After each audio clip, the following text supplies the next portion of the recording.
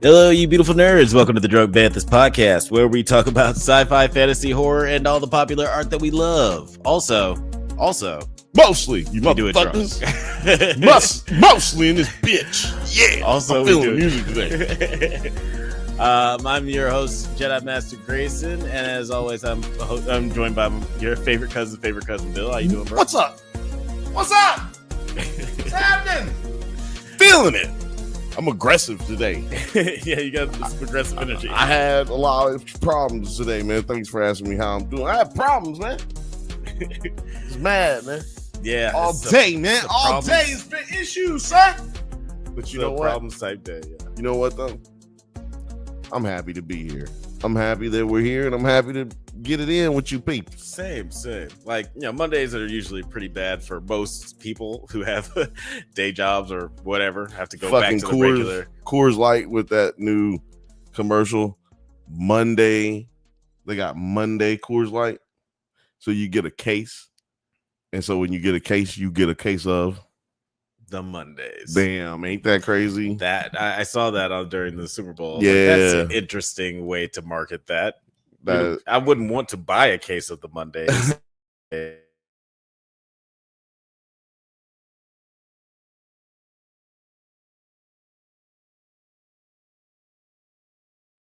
If somebody told you in 1999 that a case of the Mondays would be a good thing or considered a good thing somewhere, you'd be like, get your ass out of here. Right. I mean, it is Coors Light, so I guess it's not technically a good thing. The case of the Mondays. No, you know what? That I'm not gonna yuck nobody's yum when it comes to alcoholic beverages, because we sit here and drink tequila, which most of America thinks makes you crazy. Yeah, fair enough. So that's why I'm like, I'm just not gonna judge these weirdos. I mean, nerds. I mean, decent human beings. Hey, we are all nerds here. This is a safe space for all nerddom. Exactly. And you know, I'm so excited about tonight because we're talking about Severance. Nerddom, yeah. Oh no, I thought you said nerddom. Oh no, like no, I did not just make up a word.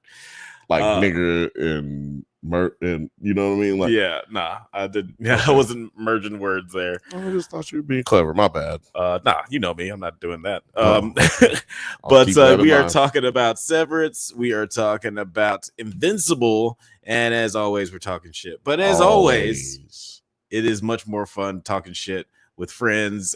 He is practically family, but y'all just hate him because he's light skinned. Introducing to the stage, Oliver. What's going on, bro? Woo! Mondays. A case of the Mondays? Shit. I bet you could get your ass kicked saying something like that. Oh, no. Hell no. You get your ass kicked saying some shit like that. Oh, man. That was such a good movie. And I remember, it's funny because back then it was like, is that one of Drew's friends from the Drew Carey show? Yeah, buddy. Like that was the only thing you knew him in. But like now he's had a couple of things. I mean, he was Batman for a while. Yeah, Diedrich Bader. Yeah, he was he was really good on Harley Quinn as Batman. Oh yeah, yeah. He's not Batman anymore. Sitcom now, that went for a couple seasons. Is he not Batman anymore? I mean, he wasn't the show. I'm sure he's still him on the show. I'm just asking. I mean, because the show didn't have Batman in it. I just don't know how much more they have. Kite Man. Yeah, Batman anymore. Because I mean, he went to jail on the show and everything, you know. Oh yeah, that's right. I ain't watched. They never wrapped that storyline up. I guess he's still there. Hadn't seen it. But I mean, he was the voice of Bats for all of Brave and the Bold, wasn't he? Oh yeah, he was. Yeah, I never watched the Brave and the Bold, but it was too cartoony, the animation style. Yeah, man, I don't know that Brave and the Bold. That sounds like a 80s song. We are the brave and the bold. Yeah, by Bruce Springsteen. Yeah, that's my favorite Bruce Springsteen album, Brave and the Bold. Yeah. Plus, it was right after the Batman cartoon, and that was such a good cartoon. You know what? The first season sucked, but the second, it got agreed, way better. They just got way better. Up. Yeah, definitely. And I didn't know that until a couple of weeks ago. So I've just started watching it again. Like I'm trying to fight my way through season 1. Yeah. Dude. So I don't not know anything. You know what I'm saying? So but I've fallen asleep several times, and I think that has more to do with the marijuana than it does the television show. So I'm not going to hold it against the show. That was a pre-Netflix show. So I was catching up and watching it by buying the DVDs of the seasons. Yeah, see, I remember watching it on cable. Yeah. I remember watching it on cable with a big 36-inch TV that was about 400 pounds. Jeez. You remember that 36-inch TV? Yeah. That was where I remember watching it on there. So, dude, tube TVs were they were a double-edged sword because of, you still want a big screen, but it's like, well, let's reinforce the floor. Reinforce the floor. It's gonna be hot. There's a bitch in here. Like we need to. It's gonna be at least 10 degrees hotter with this TV on. Like how big your TV, depending on how big that motherfucker was, it's gonna be hot in there.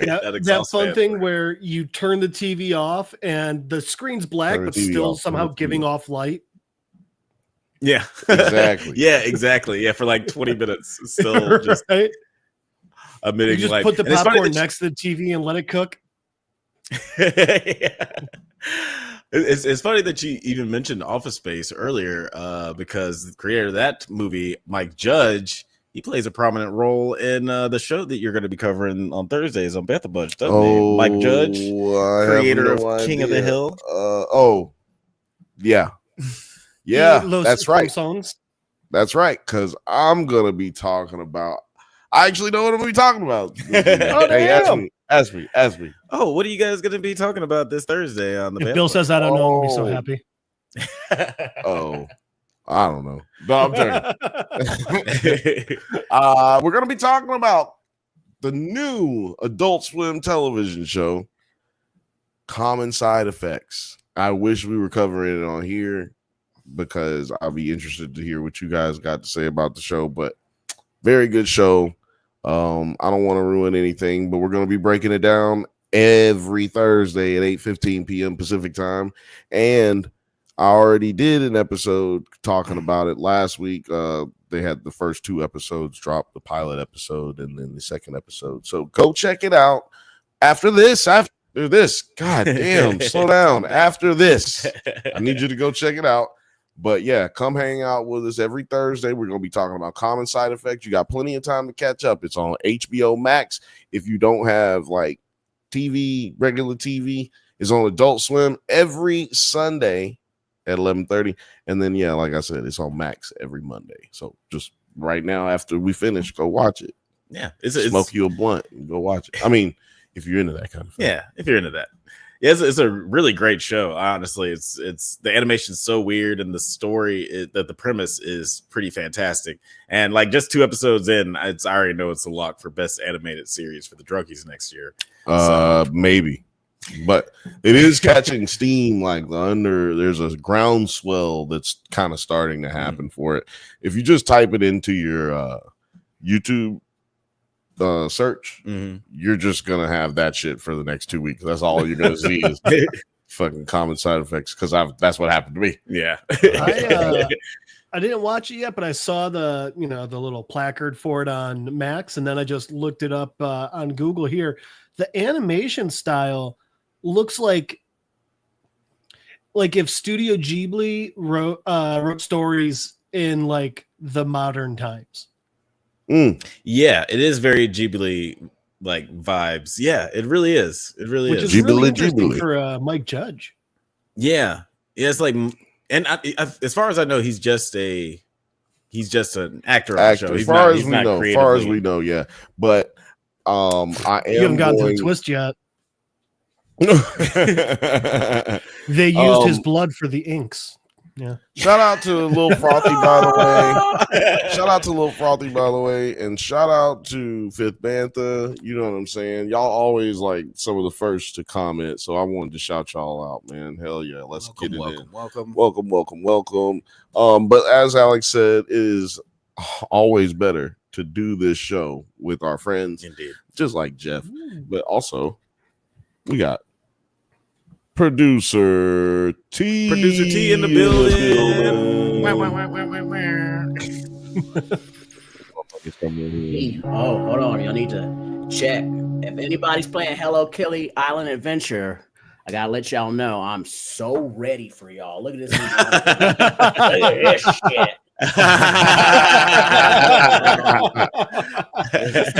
Check that bad boy out. Check that bitch out. Oh, let's Oh, do it. I play shit. Hello Kitty Island Adventure. Jesus Christ. Shit. You need that to play Yeah. a child's game. Yeah, boy. That's like 121 gigawatts. Yeah, Bill, that's don't 1.21. kink shame. Let's go for it. No, yeah, that's 1.21 gigawatts for sure. Motherfucker got a flux capacitor. Okay, truth is, as you know, I've been trying to increase my productivity for NerdsatNite, and my last computer was starting to lag on me in Premiere, so I had to get me a beast so I could start cracking these babies out. So get ready for part 2 for Black History of Internet viral moments. That's basically done. I just need to put everything together, and then eventually I'll have Top Boy part 2 of season 2 also coming out. And if anybody's about to get Civilization 7, that's really why I bought this new computer. So there will be a lot of productivity taking place, but there will also be breaks. There will be some procrastination. Oh man, I got these double screen. I can multitask. This thing can multitask. Doing both. I am looking forward to that Black History. I am looking forward to that Black History video. That part 1 was really fucking awesome. There was a lot of people that I kind of forgot about. And like the Chocolate Rain dude.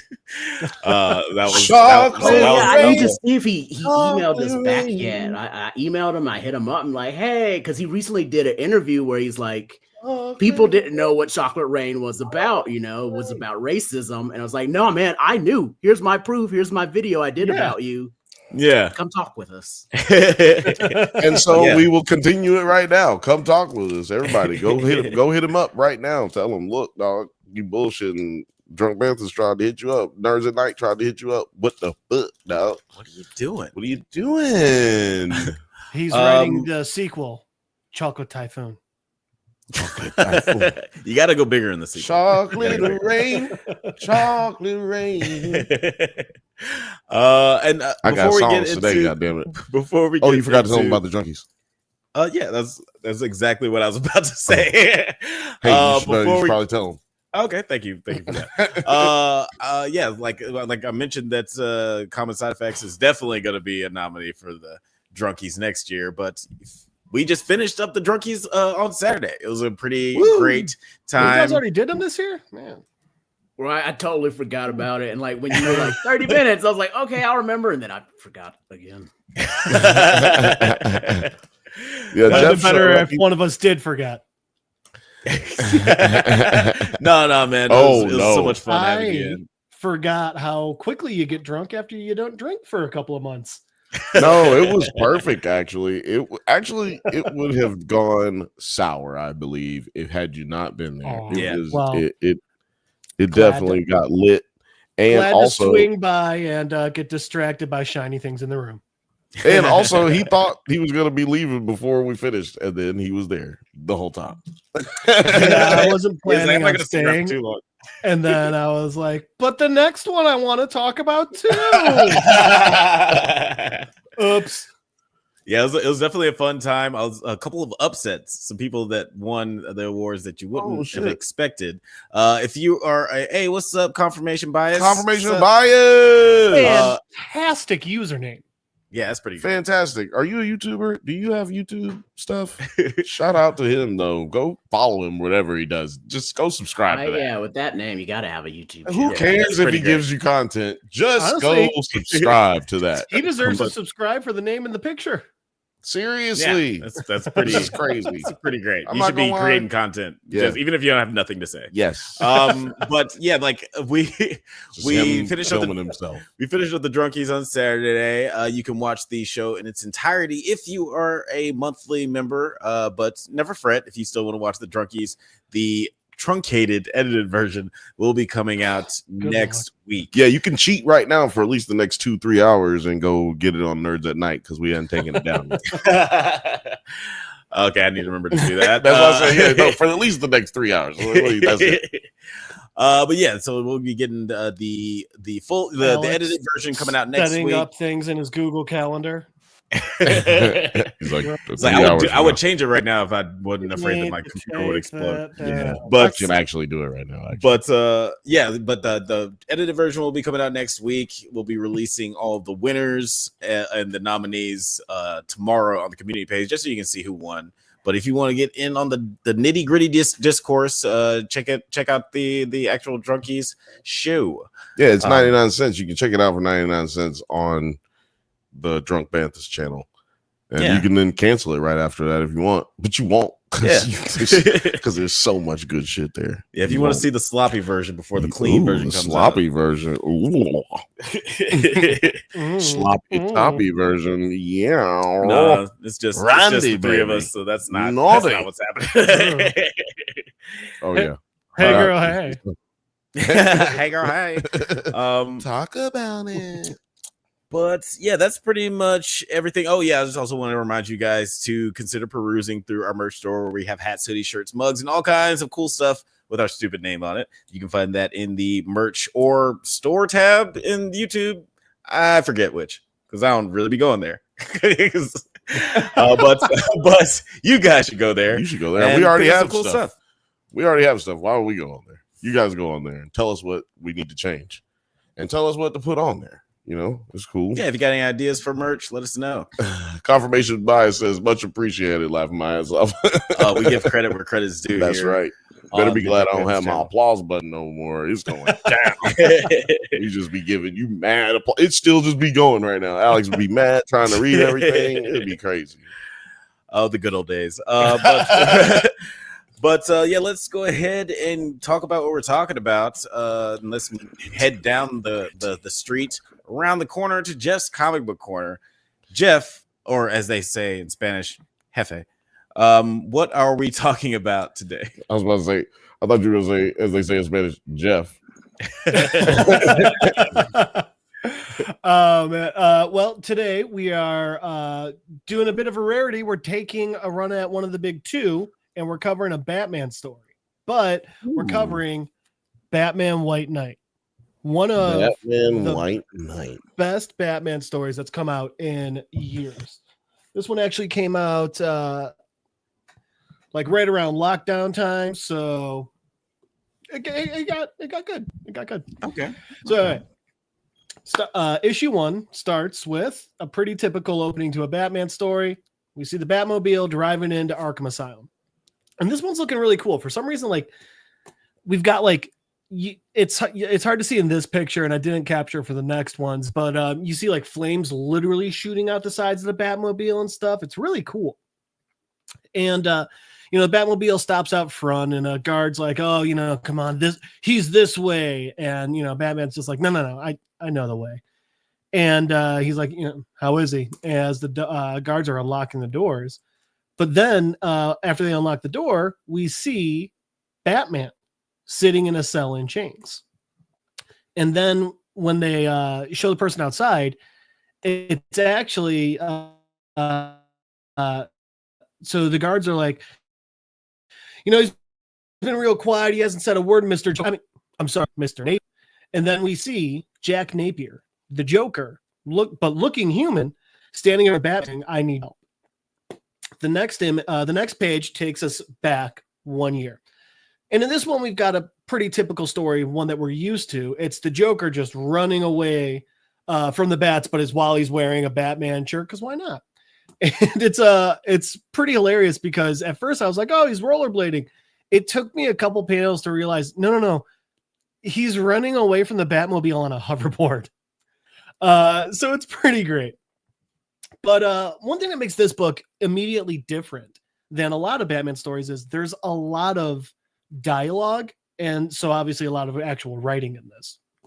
So the Joker starts by trying to, he goes and he jumps over this bridge that's raising, and Batman's obviously taking after him, but Batgirl's in this passage. She's like, and she's screaming. She's like, "Oh my God, there's a fairy! There's a fairy! There's a fairy! There's a fairy! There's a fairy!" And Batman doesn't give a shit and just keeps going, jumps the bridge over the ferry, and comes down hard on the other side. And the Joker's loving it. He's like, "Oh, great! Well, you know what? For the next one, let's go do some roof driving." And the Joker takes the hoverboard and starts, bouncing from roof to roof. But Batman then takes the Batmobile and he's doing the same. He's jumping and he's hitting all these roofs. And Batgirl's screaming out, "There's people living in these buildings. How do you know they're not going to crumble?" And the Joker just doesn't care. He's having the time of his life. And now he's yelling out, "Ooh, ooh, crowd work." And he runs into this construction site. And he's going by, typical Joker fashion, swinging in and swinging out. But Batman's still chasing him in the Batmobile. And it gets to a point where literally Nightwing has to swing in on his motorcycle and he's grabbing construction workers because Batman's not slowing down.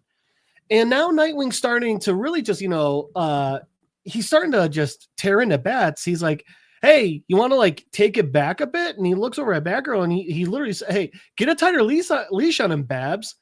And she just is screaming out, "Dude, he's not listening. He doesn't listen anymore." And the Joker's taken off and Batman is just he's heading into that building while just completely ignoring them.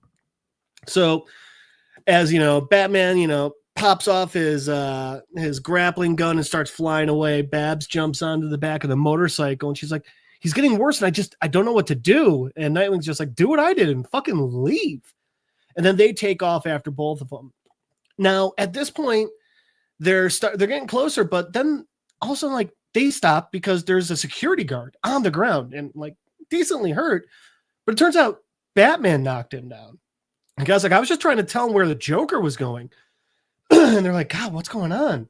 And then we see Bats in the building and he's going after Joker and Joker's doing his typical taunting Batman and stuff. And now Joker's just starting to be like, we're the power couple of Gotham. Everyone loves us. And he's like, this isn't a relationship. And Joker's like, "Oh, of course it is. I challenge you. You raise to the occasion, become stronger. Face it. We're Gotham's power couple, and couples, we're supposed to fight." Then back outside, we see Nightwing and Batgirl, and they're trying to figure some stuff out. And they're like, "What's the Joker got in there? Guns?" And the guards goes, "No, pills." And they're like, "What? Pills? What the hell does the Joker want with pills?" They're like, "Shit, we got to get in there." So they take off and they head back in while the GCPD's outside, and they're like, "What's going on out here?" Inside, typical, Batman's beating the shit out of Joker. But now Joker's starting to just dismantle him with words. Batman's, Joker's like, "Oh, come on, we're a team. I know you're not going to acknowledge it, but you know it." And Batman tries being all tough. And he's like, you want to know what the truth is? The truth is you don't matter. Not to Gotham, not to me, not to anyone. And then the Joker is like, "Oh, you want to go there? Okay." And then he starts, and the thing is, the writing in this one's fantastic. He just really starts tearing into Batman. And some of these are so good. He just goes, "After all these years, you still have no idea what I'm capable of. I could have beaten you at any point, turned this city completely against you whenever I wanted, but I chose to hold back because I was just giving you only what you could handle, not all I could give." And Batman's like, "Come on, okay, you done, whatever." And, starts attacking him again. And then Joker says, "I'm the only one who really knows you, Batman. Your vigilantism isn't about justice, it's about control. Fixing this city is your pathetic way of salvaging the broken bits of your anima. But you were too stupid to see that it hasn't worked. Crime has become your therapy and Gotham your victim. You dragged us all into your perpetual Halloween." And Batman fucking loses it. He starts really laying into Joker. I mean, Joker's clearly beaten. You can take him to jail at any point. And Batman is just bam, bam, bam. And now Joker's like, "Oh, what's wrong? Can't take the truth, you little true chat. Hard to hear." And he's like, "Shut up." and he sees Batgirl and Nightwing over there, and he goes, "Is that Nightwing or Robin? I can't tell. All your Robins keep disappearing." Batman's like, "Enough!" And he's just beating the shit out of him. And then this is where it gets real crazy. It's just a full page of Batman just beating the crap out of the Joker. And it's beautiful, the artwork, but the savagery's beyond. Where it gets really crazy is then the Joker lying there. Literally can't even lift his head up. He's holding a bottle of pills at Bats, and he's just like, "You are nothing. What you're doing is not working. You know it's not working. You just can't give it up. And you know what? All I would need are these little pills, and I could win. I could take it over. I could take you out." And Batman's like, "Yeah, fine." So then Batman, not realizing that someone's got their cell phone out recording him, he literally takes this random thing of pills he finds on the floor, pops the top off, and shoves them all literally down the Joker's throat. I mean, like, he's pouring them in while everyone is standing there watching. Montoya, Bullock, Batgirl, Nightwing, Commish, all of them are standing there while Joker's literally choking. He can't breathe because Batman's holding these pills down into his throat. And as Joker's just lying there, bloody, just coming back to consciousness because he can finally breathe again, whoever had that phone puts it away and just walks off. So the next couple of pages are just like, they're the news in Gotham. And there's these two people going back and forth. And what we find out is the citizenry are pissed. The fact is, they've already been angry at GCPD, and it's alluded to that, they're already talking about, they're calling it Batgate, this big scandal. But they're alluding to the race riots. It's obviously supposed to be an allegory for the BLM movement and all the marches and protests and how out of hand those were all getting. But they're talking about how, the GCPD is just getting past those. And now we have Batman doing it too.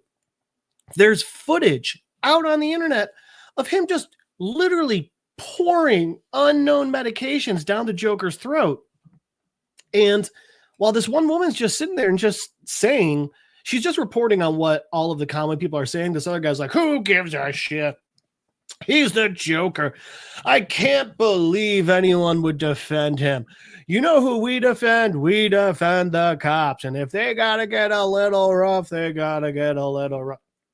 Shockingly, it's just a lot of very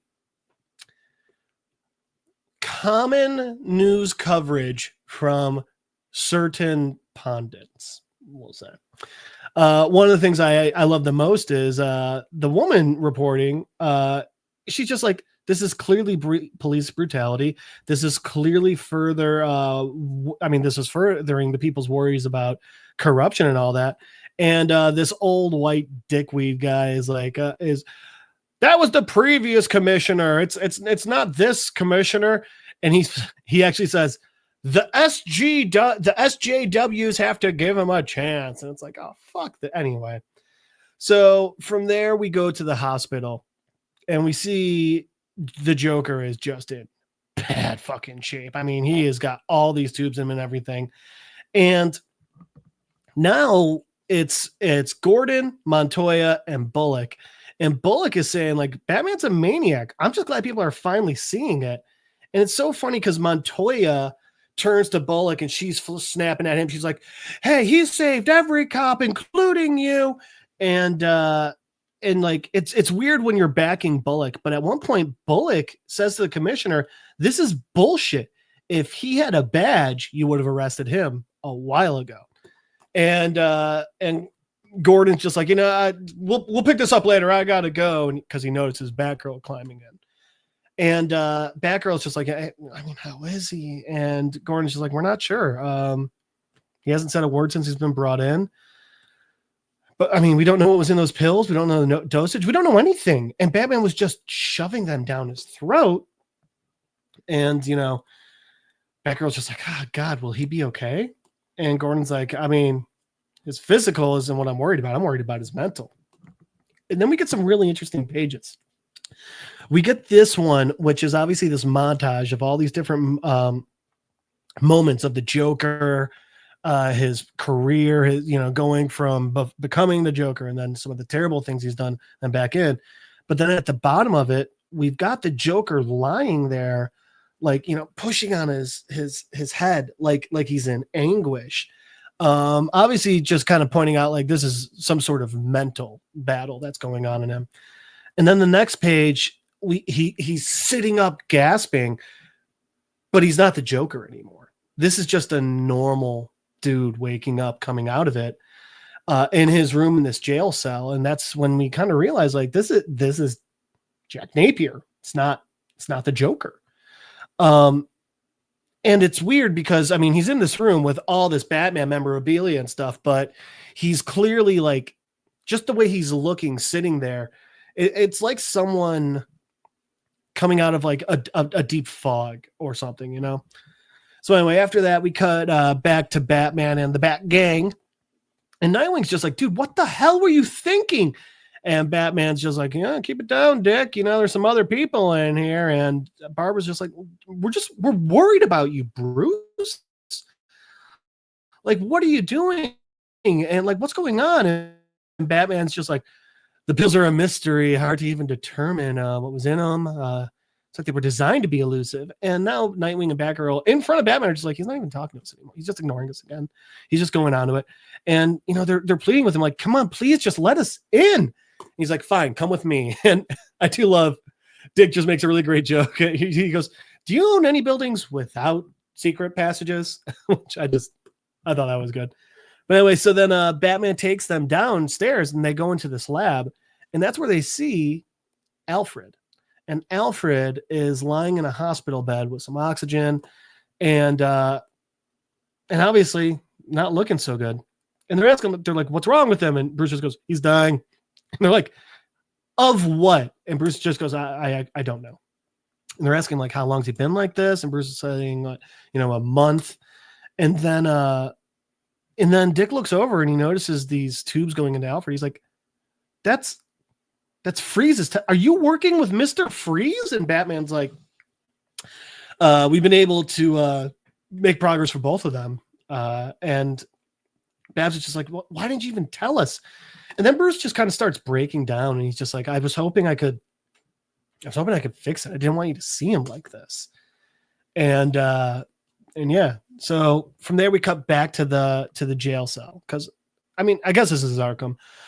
But now we've got almost an entire page of dialogue from Joker. And he's just talking and he's saying, when I was young, I loved Gotham. It was this intriguing place. It had so much wonder. It was like the center of the universe. That's what I was told before I ran away. And he goes, but it was a lie. Gotham was just as boring as the farm, which is interesting because I never knew that Joker came from a farm. But he keeps going and he's like, so I tried to spice it up. I tried to make him laugh. And he's like, oh, but then I sucked at comedy. And, so I tried to elicit another emotion, trying to get the people from being numb. It's like Gotham had to awaken, they had to, if I couldn't do it with humor, I was going to do with something more potent. And he's like, so he just says terror. So I turned to crime. And I managed to get a rise out of him. And he's like, but then you came and then, it kept going and it kept going. And the part that I really loved was, and then he says, I want to read this one. He says, you hated me and I loved it because love and hate are the same, but now it's over and it was over long ago. I just didn't want to admit it. And now I'm forced to ask myself what happened. Did you change or did I ever really know you at all? And the thing is, outside of that window, Batman is standing there. He's watching him. So Joker, while he seems like he's just going off on tangents, he knows what he's doing and he's talking to Batman. So from there, we're taken to an office within Arkham. And, someone's yelling. They're like, I mean, are people's attention spans that short? How are they actually believing this? They're they're worried about the Joker, and it's Gordon and the guy in charge of Arkham talking. He's like, it's not just about Joker, it's about police brutality.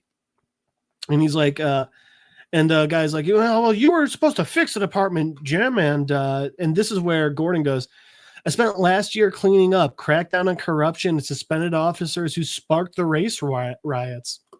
And it's like, the GCPD is clean. It's Batman who screwed up. And this guy's like, yeah, well, you know what? You were the one who insisted we turn a blind eye to Batman. How'd that work? And then Gordon's like, I mean, I'll talk to him.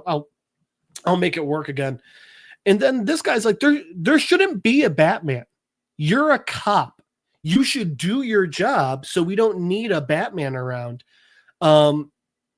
Which is, it's interesting because in the more realistic Batman stories and movies, this is a very central theme, I feel like. Well, anyway, so then, the guy gets paged and like, Dr. Leslie Tompkins is here. And he's like, send her in. And he's like, how is he? And Leslie Tompkins is like, she says, Jack Napier made a full recovery. It took a lot of plastic surgery and a lot of stitches, but he's physically he's going to be fine. And they're like, and the guy's like, oh, thank God, then maybe he won't sue us. And she's like, physically he's healed, but I mean, I'm worried about what's going on with his condition mentally. And they're like, what are you talking about? He's the Joker. It's all mental. And she goes, no, not anymore. There's no laughter. There's no smile, no makeup. There's no Joker. And they're like, what? And she goes, we might not know what was in those pills, but they seem to have worked. The Joker seems cured. She's like, and they're like, no. He's messing with you. We've seen him do this. And she's like, he can't mess with CAT scans, and he can't mess with IQ. Like these are, we've done multiple CAT scans, IQ tests. He's testing well above the level of a genius now. And they're like, where? And they're freaking out. Like, where is he? And she says, he's in the Arkham's library. He's been there for 3 days straight working. And they're like, working on what? And this is where she goes, his legal case. He's looking to file charges against the GCPD, Batman, and Gotham City. And I got to tell you guys, after seeing the way he is now, if I were you, I'd be worried. And by the way, another beautiful shot of Joker just in this, in that library. I mean, I had to cut it down a bit, but I mean, like the stacks go higher, the spiral staircase, all of it. It's a really beautiful artwork in this book as well. So anyway, then we see Gordon and I don't know, Dr. Arkham. I don't know the guy's name. And they're like, well, can't we like just stop him? Like can't we just go in there and make it so he's not allowed to like stop him from looking at all this stuff? And Gordon's like, it's all public record. These are his constitutional rights. And the guy's like, well, like, what about like there's pencils and like hard edges to books. We'll get him on that. And Gordon just tells him, he's like, listen, he's like, Napier's never been a cutter. He's never been even rude to any of these guards. Frankly, if we go in there and we start trying to bully him like that, we're just going to look bad. And he's like, so we're going to do the only thing we can. And he's like, and they're like, what are we doing? And he goes, we're going to bring him in.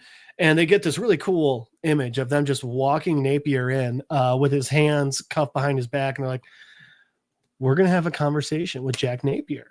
And they sit him down and Gordon goes, Joker. And he goes, Mr. Napier will actually do. And Gordon's like, okay, whatever. How are you feeling? And he starts talking. And this is really interesting because while he's talking, he's also just quite easily picking the locks to his cuffs. And he says he's heartbroken and he's like angry, almost like a jilted lover. And he goes, and it's interesting because he's still hitting on the Batman Joker relationship premise, but he's not doing it sociopathically now. He's doing it.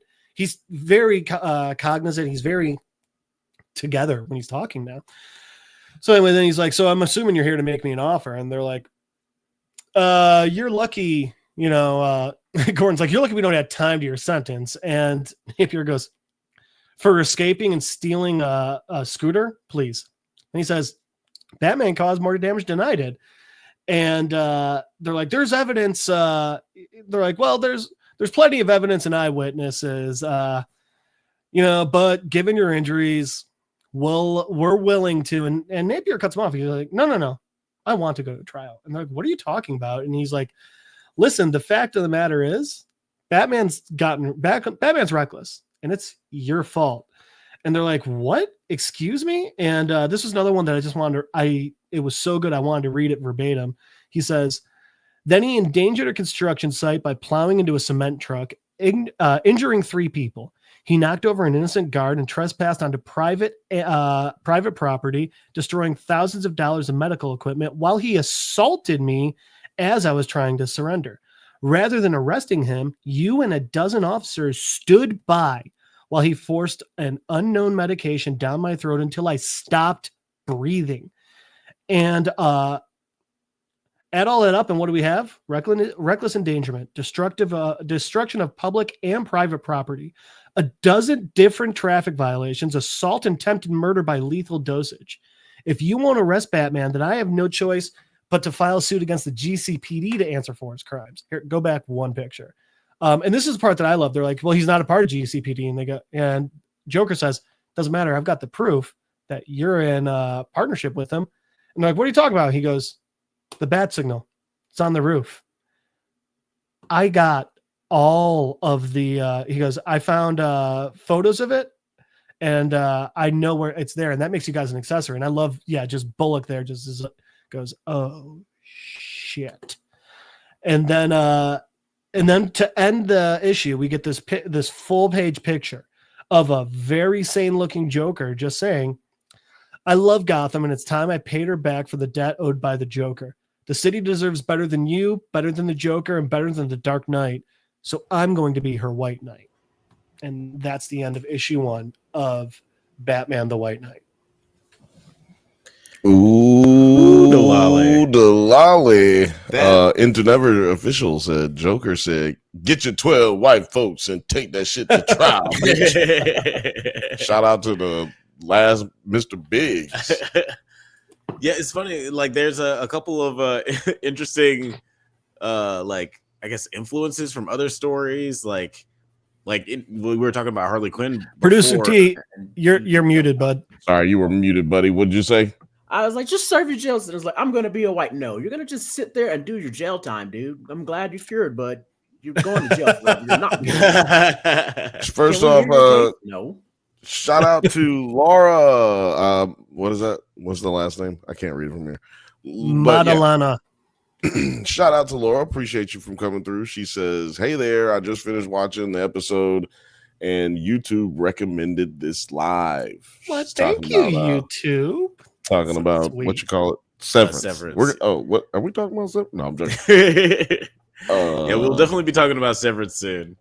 But yeah, it's an interesting premise for this comic, because Batman is he's always on the edge of becoming completely unhinged in these kinds of stories. And even we talked about Harley Quinn before, there was a storyline where Joker becomes reformed, but he doesn't necessarily use his reform nature to just actively go after the GCP and the Batman. So this is interesting, just sort of playing off of especially when the book came out, this is ripe with conversations about police brutality.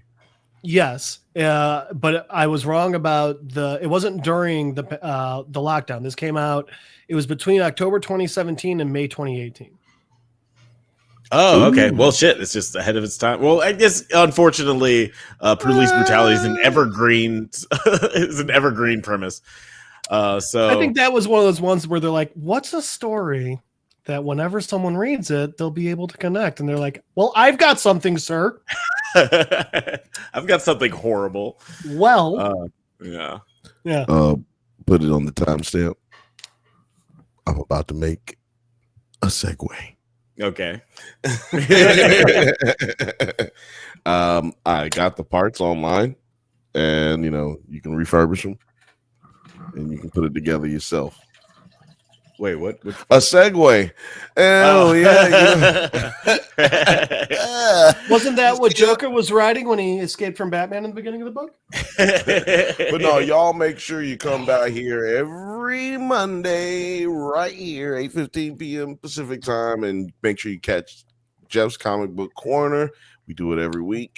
Yeah, that one was actually a longer one, but I really like that one. The amount of dialogue definitely stretches it out. Yeah, they got a lot of dialogue in that one. And I like dialogue heavy comics. Like because you're there to read. Yeah. I'm here to read, sir.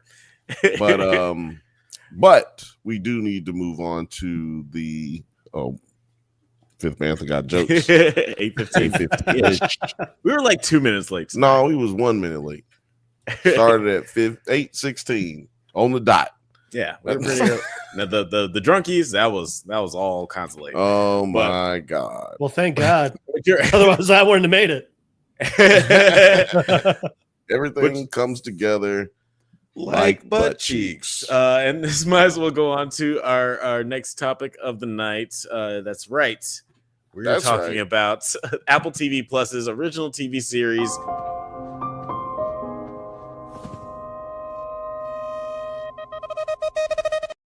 Right. Shit. Shucky ducky quack quack. I'm about to fucking light up this blunt. Yeah, Severance season 2. Clove cigarette. Right, exactly. Out there. Well, blunts aren't specifically, No, don't. You can be smoking Swisher Sweet. That's not what it says on the package. So you just relax. That Swisher Sweet commercial from that episode of Atlanta. I watched that episode of Atlanta yesterday. Dog. Yesterday. We just was watching Atlanta yesterday. I was like, for hours. Yeah. Like for like 6 hours. For hours. We watched Atlanta all the way leading up to the Super Bowl, basically. Yeah, pretty much. From like 8 o'clock in the morning until the Super Bowl started. We were watching Atlanta. It was ridiculous. I left and still watched Atlanta. I left. It's ridiculous. Like, just keep watching it. Yes, that's right. We're talking about Severance, season 2, episode 4. Take a bite of this sandwich. Bite this sandwich. You guys want to just talk about Atlanta? No, I'm. Where's the dog? So read us the rundown of episode. Oh wait, no, not you. Yeah, before we get into the nitty gritty of before we get into the minutia of this episode, let's talk about initial thoughts. Producer T, what were your initial thoughts on this episode of Severance? That it's gone just as about as the other episodes have gone for me, and the fact that I don't watch the show. Well, yes, for Invincible. I was hoping I would ask the person who hasn't watched the show yet first. So we got that out of the way. But are you interested in Severance at all? Like, have you been hearing the scuttlebutt about this crazy ass show? No, I mean that's about as much as I've heard you guys say it's a crazy show, and I don't have Apple TV, so I've been like downloading stuff. Oh well, I gotta put it in the. I think I put it on the drive, but maybe I didn't. Somewhere. I don't know. Yeah, but the password somewhere. I'll make sure it gets on the drive. So everybody, make sure they have Apple TV because we're gonna be covering Apple TV Plus. We should be sponsored by Apple TV. We really should because we watch all their shit. Well, we cover it when no one else does. Every time they drop a thing, the fact that Laura shit popped up and it said us, that just shows you that nobody talks about this show because our live doesn't show up for anybody. I am crushing through the Wool series. I'm on book 2 Shift. Wool series. And the cover itself for Silo. Silo. What Solo CCs. The series is called Wool. Oh, okay, yeah, because there's Wool and is Dust the one after that? Yeah, that's that's the last one, penultimate one or whatever. So, Alex, how did you feel about this first episode? Jesus fucking! How'd you feel about this goddamn show? Episode 4. First of all, I just do want to say real quick, all the props to Ted Lasso, because I would not be watching Apple TV Plus if Ted Lasso didn't bring me into this, which is so funny because Ted Lasso is completely different than all of the other shows Everything. that I love about about this channel. So like I didn't know that this was going to be just like basically a prestige sci-fi streaming service, and like Severance continues to kill it. And this episode is just raised a lot of questions, like considering especially the ending of the last episode. I'm very curious of like where Mark S is. This is a Mark ass episode. We got a lot of marks in this episode of the podcast. You're a Mark. But I really enjoyed this one. It was very intriguing. A lot of things are revealed, but I'm just like, as always, I'm intrigued of what's going to happen next. I just cannot wait to see what's going to happen next on this show. What about you? I thought it sucked. No, I'm joking. It was a slower episode. One of those episodes where you don't get nothing answered. But you can't be mad about that while you're watching this show, because if you watch season 1, nothing got answered until the last episode, and really they only answered like 3 questions. So this episode had a lot of lure, heavy lure. So when it feels like you didn't get anything, you really did get a lot. We got these Dieter Egan stories. And we'll get more depth in more depth.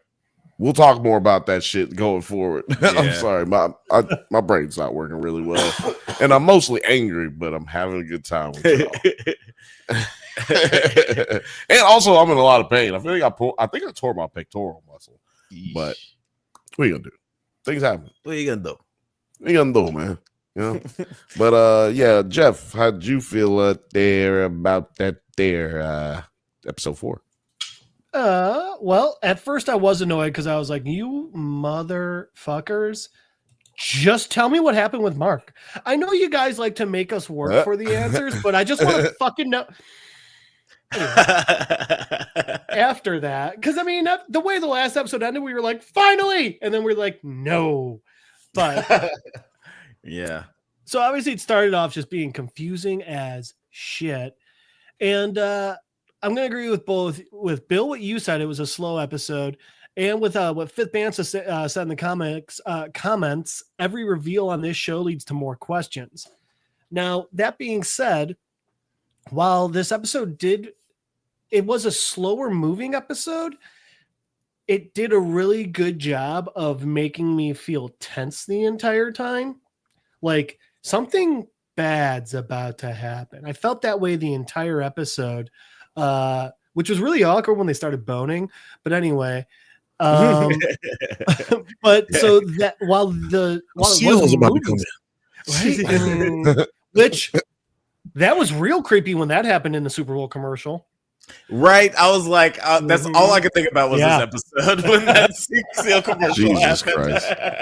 Yeah, but so it was interesting because the episode did actually move slowly, but it kept my interest and attention the entire time, which is, I don't know if I've ever seen an episode do those two things at the same time before. And while we didn't get many answers, we did get a couple. First, we got the answer to what we were thinking from episode 1 of season 2. Every time we've seen Ellie on the Severance floor, or Helly, I always want to call her Ellie. Every time we see Ellie on the Severance floor, that's Audi Helly. And we were right. 2, we've got with Irv. Something's happening with him because, like, when he was having that weird, creepy dream or whatever. So the letters on his terminal evidently spelled out Egan, and then and we briefly see that picture of Ellie. So yeah, something in his dreams is breaking through, but it's not just his Audi, because his Audi doesn't know these things either, or at least he's, it's so something Audi doesn't know. Audi doesn't know. So something else is happening with Irv there. And the other thing we got is this lore. All of the lore from this episode, first off, hilarious. And it's only hilarious because of how fervently Milch believed it. He was so upset. Milkshake was not playing around. No, he was not. Y'all start playing with my lore, goddammit. But I'm sorry. No, go ahead. No, I'm curious what you guys thought about the lore. But I want to get to let's get to what we need to do. You got it. We just excited because me and Alex really love this show, and it's surprising that everyone else loves it because nobody was watching it when we were watching it, and we slipped up on it. At the same time, I saw him watching it, and I was like, "Oh, what's this?" He's like, "Oh, it's this show called Severance." I thought he was catching up on it, but because we watched like 4 episodes at a time, and I was like, "Oh, this is an interesting show that Alex is catching up on," and I just thought I just so happened to catch him, but no, he had not ever seen it either. Like, and I was just like, "Oh shit, we're watching it together." Oh shit, I didn't know this is like a year after the damn show had gone off. I'm like, "Damn, we watched it." That's crazy. So we really love this show and love that everybody else is coming around the same way. This show's especially out. So my dad has worked in office buildings pretty much his whole adult life.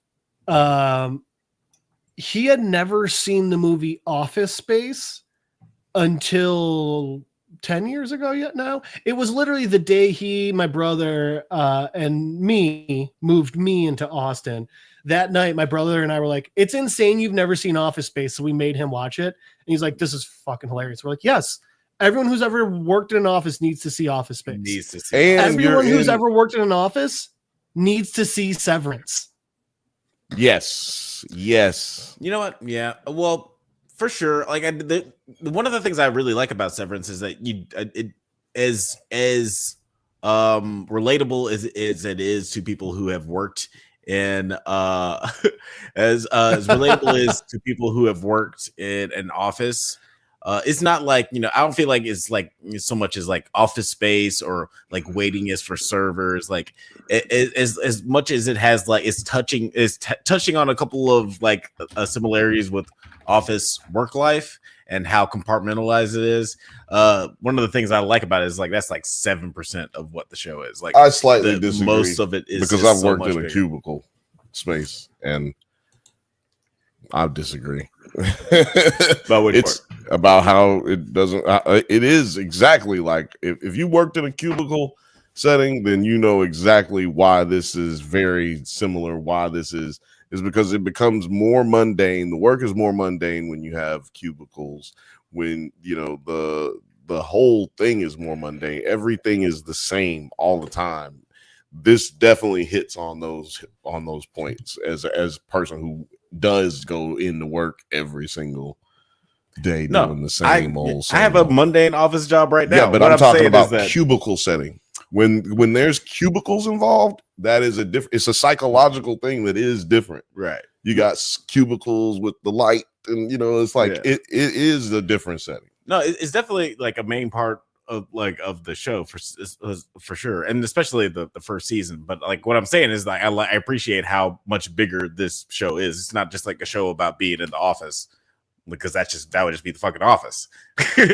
But the show is just like using that natural convention and like putting a sci-fi twist on it and being able to talk about like bigger issues and just like crazy mystery box theories. Like I like the fact that they're able to take that little nugget and spread it out like so much more interestingly narratively. We don't have anything to say to what you just said. Well, you got to read this one first for it to make sense. Hey guys, greetings from Colombia. That's Laura. Laura says, "Hey What's guys, up, Laura from Colombia," and producer Terry says, "I have a clone there in Bogota." I'll have proof. End of March. That's when the new system comes online. I activate them, and I'll prove it to you. Yeah, it's called Project Phoenix.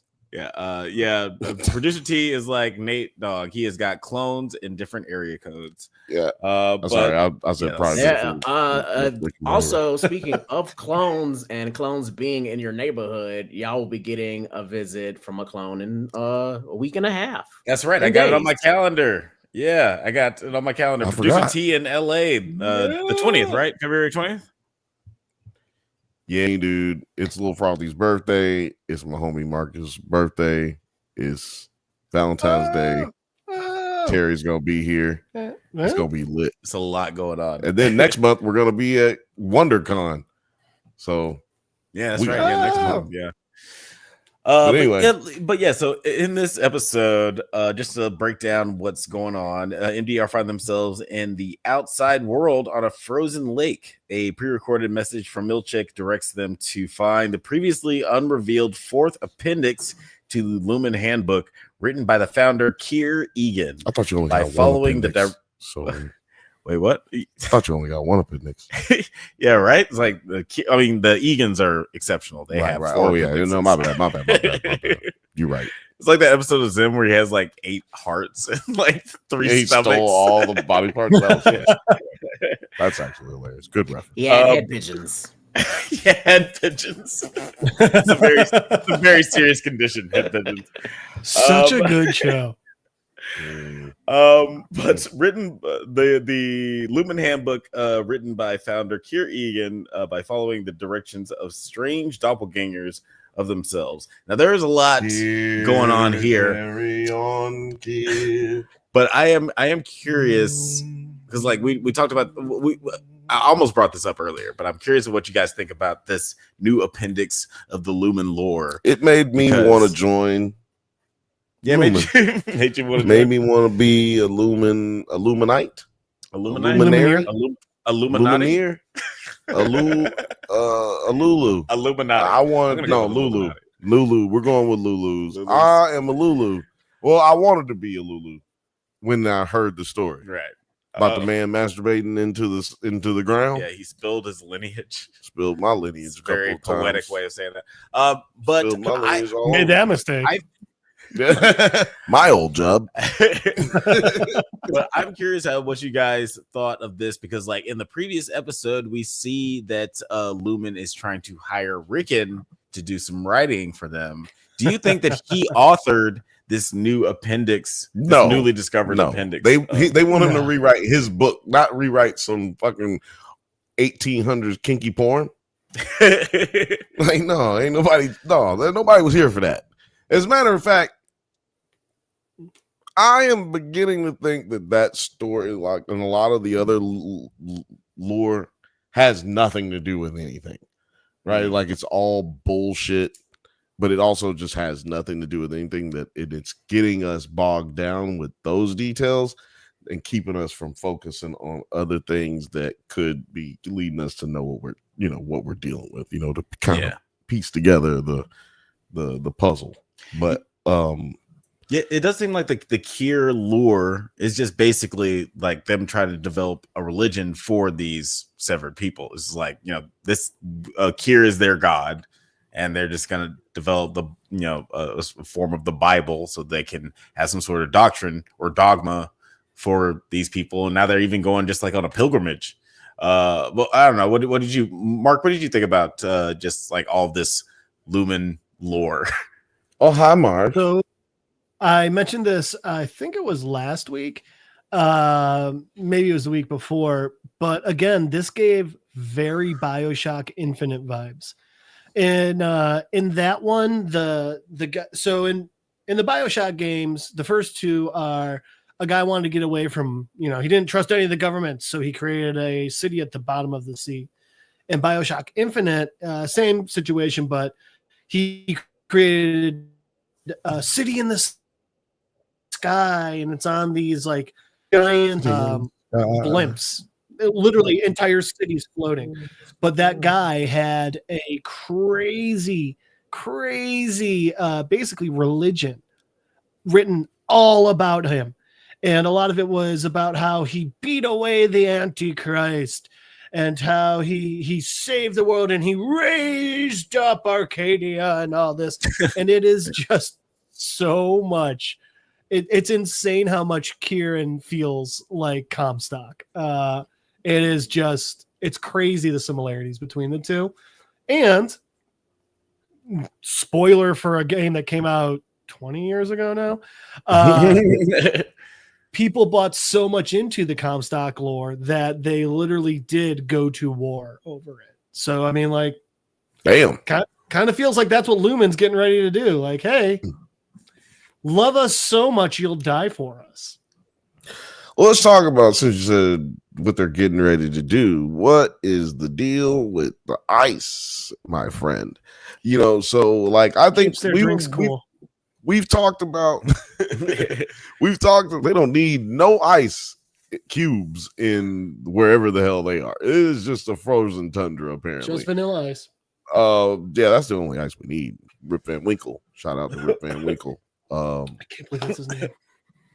I know, hey, people, how do you tell me without tell me your parents don't care about you without telling me your parents don't care about you? Vanilla Ice's real name. Oh yeah, I know. That's why I said tell me Rob Van Winkle. Rob Van Winkle. Tell me your parents don't care about you without telling me your parents don't care about you. Every child named Cornelius is raising their hand right now. I once met a man with the last name Time, first name Justin. Justin Time. I went to parents hate him. I went to grade school with a kid whose last name was Cass, Kass, and I really hope he kept his promise and named his first son Jack. Man, well, since we're talking about it, I had a friend named Clint Kuntz. Yeah, he was my roommate. Oh, man, I remember. Well, here's a story about last names that you should have. If you enlist in the military, you should definitely think about what branch you join and how your last name is going to sound. Because we had a dude, his last name was Sniff, and I was in the Navy, and his name was Seaman Sniff. He really needed to rank up, and like that's 3 ranks where you're a seaman. So, and he was at E1. He had a long time to be called Seaman Sniff. There was a quick little storyline in Scrubs where a guy's last name was Dancer, which was really upset when he was a private. Yep. We had a homie, man. Yeah, so my homie Clint, Mr. Kuntz, he wanted to name his kid Buster. And then also You didn't see that coming? I'm just telling you the things he told me. But now that Terry is saying what he just said, like that enlightened me because he could have joined the military and become Captain Kuntz. Captain Kuntz. Well, you know what? It turns out you also just got to be careful. Seaman Kuntz. Seaman Kuntz. Turns out you also got to be careful where you go. My last name is Madel. I found out it's German. I knew that. I found out it's German for little girl or feminine. My name is Jeffrey Little Girl. Yeah,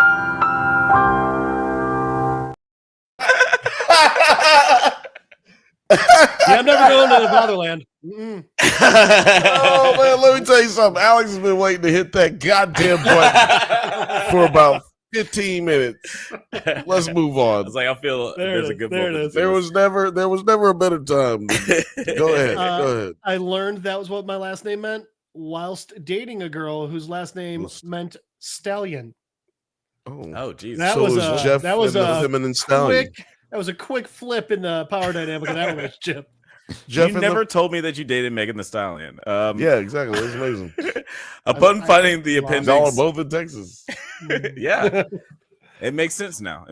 So after masturbating into the ground, upon finding the appendix and taking it to the reference Woe's Hollow, Sounded like waterfall, it was a video game or some shit. A waterfall, the largest waterfall in the entire world. I'm not sure you guys knew which, the by the way, tallest. Dude, I've seen taller 20 minutes outside Austin. If you're gonna make that lie, at least make it somewhat believable. I mean, they don't know. This is their first time outside. They don't know. It's like telling your child that the sun is really close. Like, oh yeah, it will burn us if we go outside for too long. Yeah, it's just 80 feet away. I knew a guy who would lie about everything, and we were at a bar, and you know those punch machines where it like tells you. Yeah. He told me he got the highest score. I watched him hit it.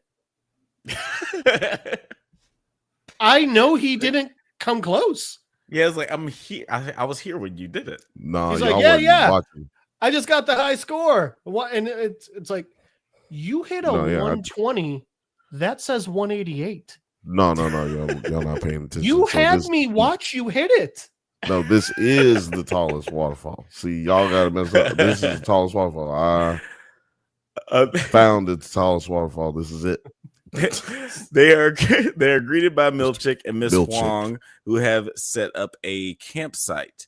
And this is like kind of a cute little, well, hold setup. On. You're jumping too far for me because, like, how do these Audis get put in this situation where they're like, why would these Audis agree to being put in Russian outfits and then thrown to the wilderness? Yeah, like they did mention at the beginning that they had their Audis had agreed to 2 calendar days in the outside. Yeah, he said that, but we know that. Yeah, he also said that they're the tallest waterfall in the world. So we know that the shit that this nigga is saying is not true. He said that their Audis were heroes on the outside, and they changed and reformed Lumen. Like, we've been getting nothing but bullshit. So how is it that they got outside on, like, Irving's Audi is on the middle of a fucking lake? Yeah, like dude, that is put him there. Why would he go there? Yeah. Well, that's something else is going on. Something else is going on. He had to. His Audi walked to the middle of the lake. Yeah, like they didn't they didn't like teleport him in. Like that's right. That's how that works. Yeah, I'm very curious at how everyone got here, but also like with a show like this, I'm pretty sure we're not going to get an explanation of how everyone got to that specific moment, but maybe we will get some sort of explanation of like where time wise we are with Mark S, where we saw him at the end of last episode to where we are now. Laura said, I felt it was all a VR experience. What do you think about that, Jeff? That's actually probably the most realistic explanation. Except I yes, if they hadn't slept over, if they hadn't camped out. Yeah. Well, to me, it could still be if they camped out, but I will agree with you that with Irving having his dream, that makes it a little less likely for me, just because it's like if it is a VR situation, then they inceptioned in an inception. Yeah, that's like they had 16 walls. Yeah, man, that's what happened technically if they did the VR thing. But I think it might be that they have more than one. Like, so we know that there are two consciousnesses. Consciousnesses. Yeah. There's multiple. There's two consciousnesses. There's consciousnesses. Consciousnesses. There's multiple consciousnesses. No, there's not multiple because there's just two. That's still that we know. It's not more than one. No, you use multiple when there's more. There's a couple. Whatever. Anyway, there's a couple of consciousnesses. Yeah. And that's what we know, but it could be that they're more than 2, 3, maybe 4. Well, like they have these different, like in season 1, we see them going through the handbook to try to figure out how to switch everything off for the overtime protocol. Right. Yeah. And there was all these like Glasgow block and all that stuff was in there. And there's other things in there, and we don't know what the fuck it is because it's gibberish to us. But it's like maybe that there's more steps to what we're seeing here. I don't know. Maybe I'm wrong. No matter what it is. Mm-hmm. No matter what it is. No matter what it is, we do know that they have a way of altering the brain and how it perceives and records memories. So, I mean, maybe it's just they were like, all right, Audis, we're going to go to Disney World. And then they got in there and like, all right, turn them off. Yep. No, just lights out. It's cool. No, who gives a shit? I don't care. Turn it like a Roomba. Yeah, just put it in its docking station and we'll take it over there. Okay, yeah. Something like that. Fifth Bantha said it's like a Star Trek holodeck. I was going to wait to read that. What do you think, though? Wait, which part? Sorry. With the VR, multiples, all of the above. I don't think that it is a VR situation. Like as soon as she said that, I started thinking about 3-body problem. But so you're solving math it's problems. Not okay. Just relax. But no, I don't think it's like a VR situation. I do feel like they are like in the real world. But for whatever reason, like also mostly golden handcuffs. If we've learned anything from like Dylan's situation, is like money and opportunity is like very much locking some of these people into these situations. I feel like any of these people would totally agree to just like submitting 2 calendar days for to do something like this, even if like they probably offered him like a little bit more money. The reason I would believe you if Irving ain't sitting all the way out, they're all separated from each other. Irving's sitting way out in the middle of the ice. I would agree with you if that wasn't the case. That's a clear sign that they're not out there willingly. But is it also a sign? Because who would willingly walk into the middle of nowhere without anyone with them? Like, I could see if all of them ended up on the ice. Is it also a sign that maybe this place isn't what it seems? I mean, like he wakes up on ice, he sleeps overnight in like knee-deep snow. That's true. If it was really that cold, wouldn't he have died? Yeah, I was like, okay, this is where he dies. Well, he said I almost died. I almost froze to death. So I don't know. I totally am with you on that. There's a lot of questions that aren't answered in this episode, but I think that it points more to the nefarious than it does that these Audis are complying with what these other people are asking them to do.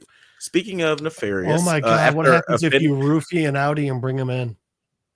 Ooh, I'm surprised there hasn't been like a roofie or like hangover sketch of Severance on SNL. They're missing out. After offending Milchick by I haven't watched SNL in 10 years. We're not in the right. They might have done that. which correct. You shouldn't. Yeah. Just tune into every Christmas weekend update where they swap jokes, and that's all you need. That's actually the best part of SNL. I do watch that every year.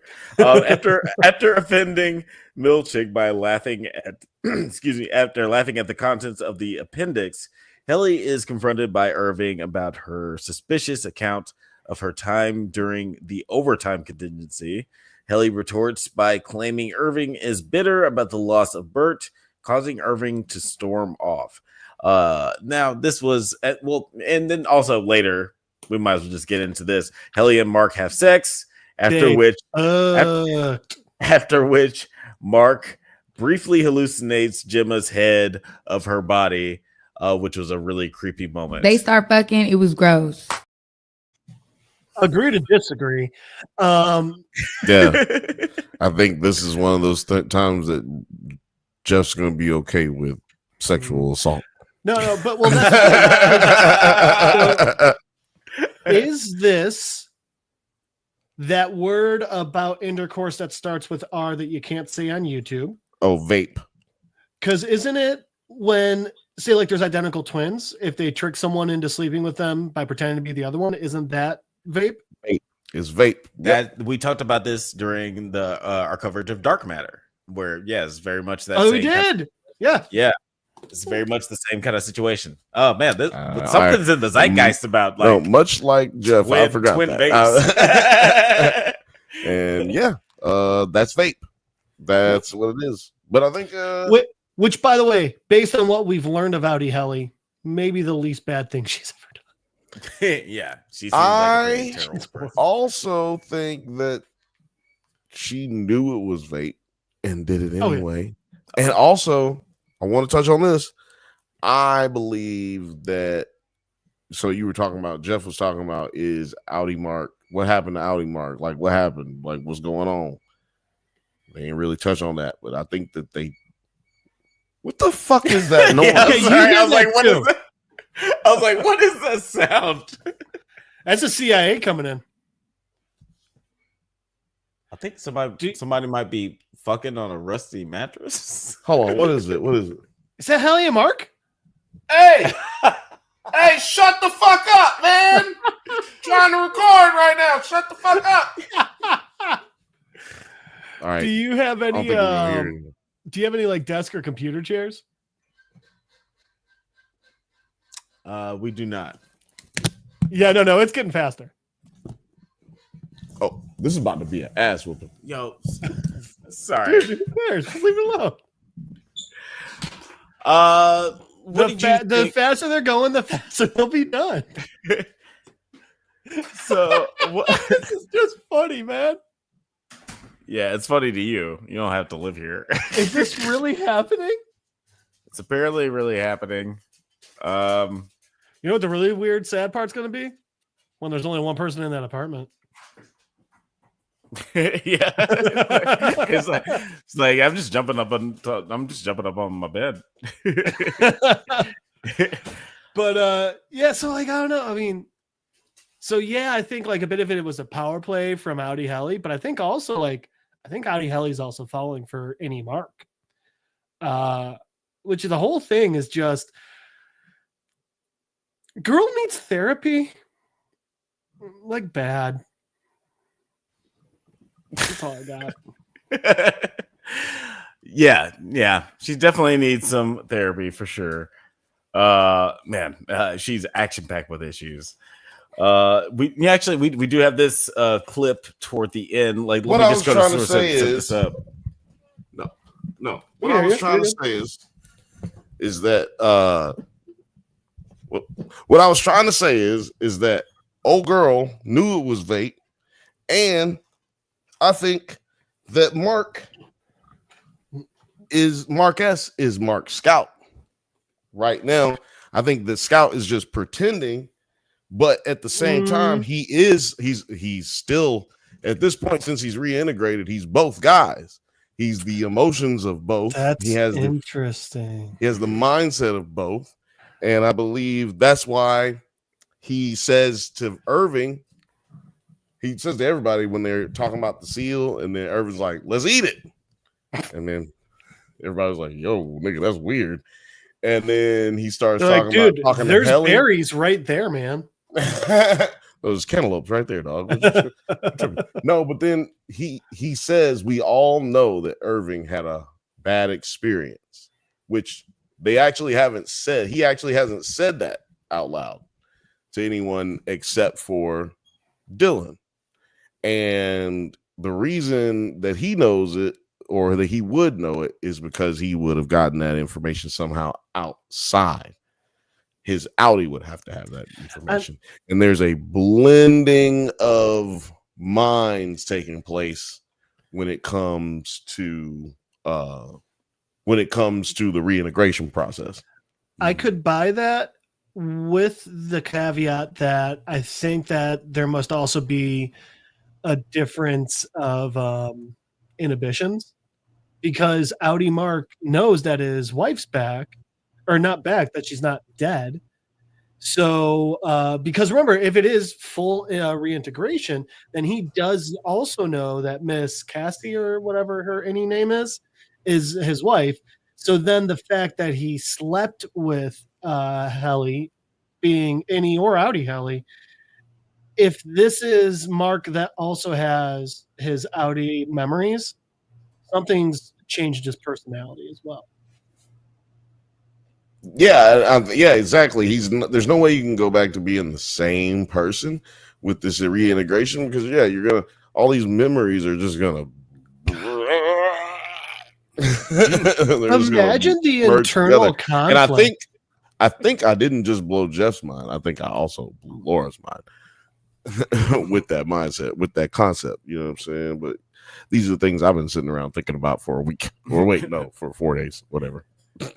And then the next morning, Irving confronts Helly, with his suspicion that she is a mole. And I just want to play a clip from this crazy situation real quick. Sorry, it's gonna take. Wait, yeah, here it is. What are you doing, man? Turn her back! Irv, what the fuck? She's an outie! She's been an outie the whole time! Ever since she came back! Irving! You stop! No! I'm gonna kill her, Mr. Milkshake!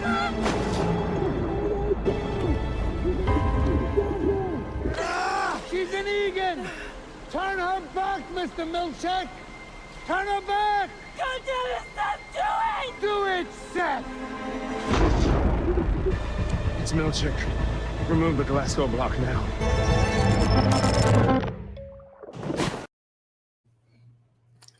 Yes! The weirdest part of all that?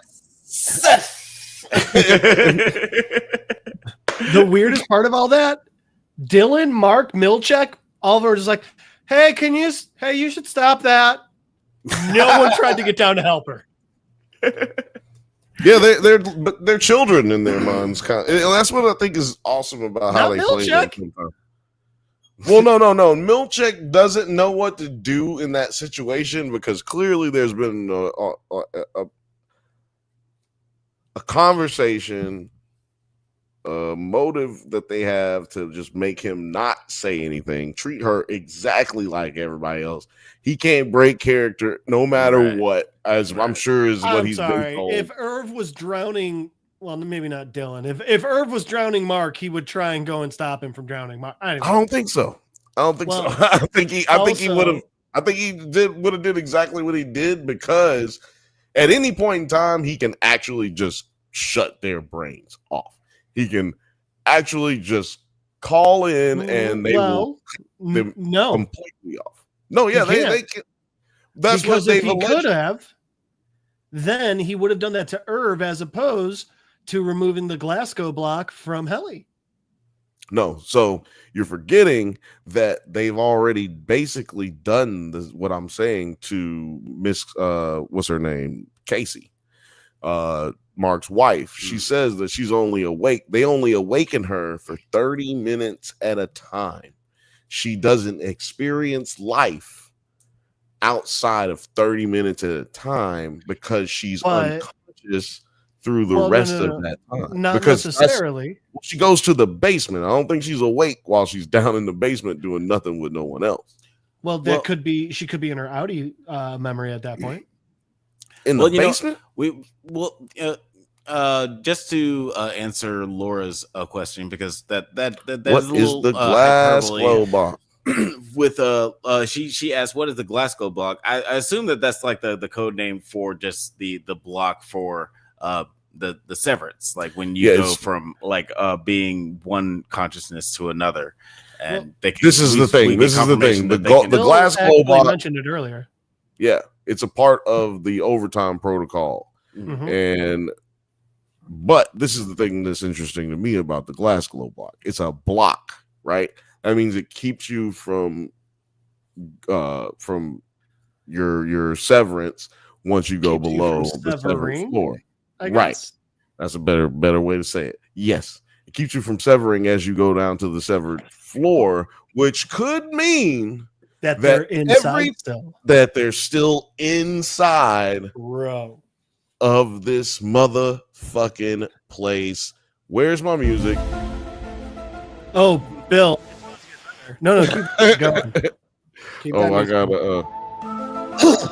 In medicine, the Glasgow coma scale is a universal scoring system that goes from 3 completely unresponsive to 15 fully responsive, taking into account visual, verbal, and motor responses. So that's where they got the term too. Wow. Yeah, see, I think that this is what we're dealing with. I think that they're just on another level, which speaks to all kinds of craziness that can be going on. I think they have the ability to shut off all of your conscious and then just make you do what they want you to do, which is how we get our characters in these secluded areas without, you know, their outies having to know about the proceedings.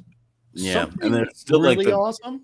This is just episode 4 of a 10-episode season. Yes, that's what we kind of talked about last week. Is like we've gotten more in this 3 episodes than we did all 10 episodes last season, and then now episode 4, we've already blown past like a lot of the things that we wanted to know. Like, oh shit! Like, wait a minute, what don't I know now? Like, oh, I need to know this. I need to know that. Like, you know, and we didn't even get Miss Cobell this episode. I think we've got a lot more stuff that we could even break down throughout this entire thing. If we watched it 4 or 5 more times, I think we find something every single time. Last thing I want to touch on before we move on to the next thing is definitely want to talk about the seal. Why is there a seal? What happened? Is that a seal? Or do you think that it's a cocoon for one of the little shadow people that was over there? That's suspicious. That's weird.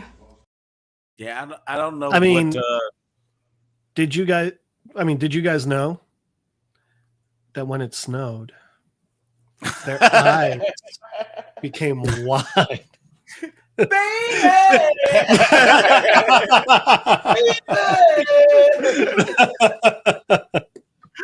No, yeah, that's all I could think about on Super Bowl Sunday was this episode of Severance. When I worked in restaurants still, my friends and I would intentionally try and get songs stuck in each other's heads. My go-to was always Kiss by a Rose because I could do it. I could get stuck in their heads by just going Loris.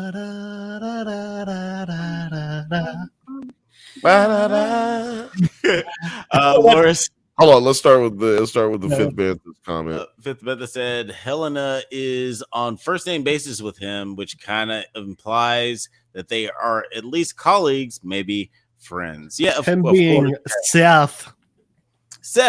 Milchick. Yeah, no, I don't believe that. Yes, it is a pretty white name, but I also don't believe that they are on any level of equal. I think I think that's why you see the fear in his face, not because he thinks that she'll die or that he can't control it, but because he doesn't know how far this bitch is trying to go. Like, bitch, how far are you trying to take this shit? You know what I'm saying? Like, I don't know what I'm supposed to do. Yeah, that was definitely her breaking the fourth wall, the severance wall, I guess. Yeah. They should have had a safe word, honestly. It should have been. It was Seth. Popcorn needles! Popcorn needles! Pineapple juice! Yeah. Nipples. You know, like just just not saying, I had sex with Mark. Oh, yeah, okay, that was the one. Which, by the way, they all know, right? Yeah, man. They was just having really quiet sex, or the tents are soundproof. I mean, there's no way nobody know it was cheeks getting slapped. Well, Dylan was the only person there, so he definitely knows. Milchick was probably off in a cabin. Like, no, you can't say no probablys. He was either in this place or we. He was definitely in a cabin about like half a mile away. Milchick was sitting there. Milchick was like sitting there with his phone, being like, "Oh, that's okay." Yeah, he was. Yeah. Oh, he's limber. Yeah, he was there. He was definitely. I think he was putting his lineage into the ground. Laura said in the chat, because I was thinking maybe Helly has been unsevered and they can turn it on and off when they want. I feel like they can do that with all of the severed people. Mm-hmm. Like they have that kind of remote control. Beep. And sort of the whole, I forget what the name of the overtime protocol. The overtime protocol. OTP. I feel like OTP. With that kind of exemplify that they can control this severance pretty much anywhere they are. So I and with this situation specifically, it's like some frequency or some shit, you know. Oh yeah, it's all frequencies because that's how she managed to reintegrate him with the alpha and beta waves. See, I know waves. Speaking of, did y'all see what Miss Wong was playing at the campsite? Theremin. She was playing a goddamn theremin. Yeah. One of my favorite is if she's not creepy enough. Yeah. She's gonna play the most creepy instrument of all time. You tell that to Star Trek fans, good sir. Yeah, no, that's yeah, it was weird. She's weird. That made it more weird. But let me just say, let's get to the nitty and the gritty. The nitty and the gritty. So we already know that Milchick is all of it's out the bag. Haley. But right before that, since we were talking about the camp scene, man, a lot was going on in that camp scene. Helena decides she's gonna make a joke about Kier busting a nut into right. Now we know that we're talking about her great grandfather or whatever, and this is, I don't know if that was like her attempt to be funny and sound like Hallie, right? Or was it her attempt to just get some shit off of her chest in real life, yo, fuck that story, nigga? Because Milchick looked at her kind of crazy, like, I had hoped that I knew your team well enough, right, that you would have accepted these words of Kier. And it was like then he gets mad. He says, "Miss Wong, get the marshmallow." Let me tell y'all something. I don't know if y'all are wrestling fans out there. I don't know how many wrestling fans are out there, but there's these guys called the Dudley Boys. And I swear to motherfucking God, when he said that shit, that's how it sounded to me, because they always get the tables, okay? It's Bubba and Devon, okay? And Bubba always says, "Devon, get the tables!" And that's exactly what Milchick sounded like. He was like, "Bitch, let me show y'all something right now. I'm about to goddamn elbow drop y'all right now from the top rope. Somebody, Miss Wong, get the marshmallows." And they were rectangles. Okay, so we have a marshmallow expert on staff here. So I just want to ask, how, or is it possible for you to make mushrooms that size and then that shape? Mushrooms or marshmallows? I mean, marshmallows, excuse me. I've been doing research for common side effects every Thursday at 8:15. I can make marshmallows. They're pretty simple, actually. But that size? Can you make them in rectangles? Yeah, I actually, it's easier to make them in rectangles. Oh, man. You know what? So here's the thing. When you make marshmallows, it's like, you remember gack? Yeah. It's like that consistency until you let it cool down overnight. So when I make it, I could pour it into any container and have it be that shape.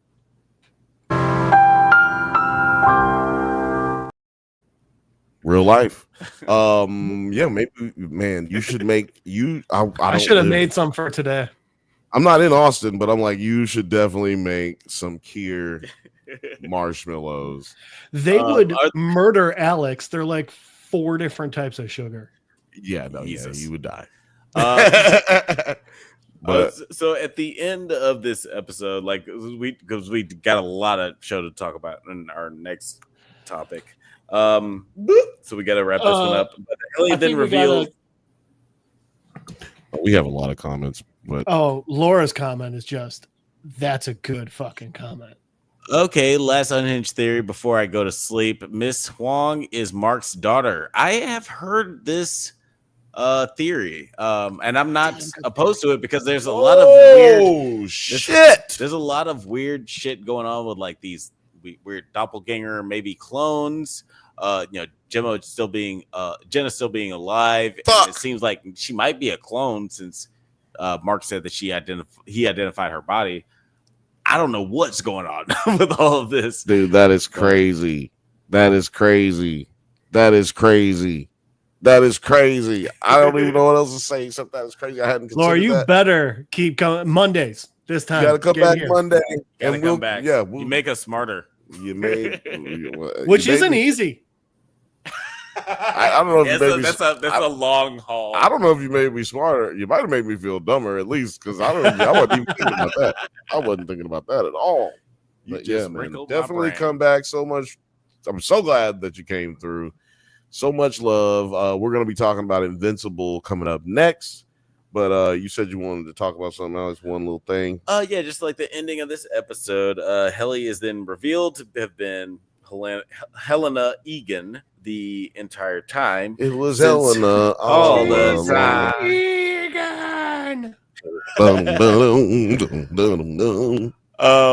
But then Milchick is forced to revert her to Helly R to save her life. Milchick fires Irving and reverts him to his Audi. So any Irving is pretty much dead. But as we know, Irving Irving. He's Audi out.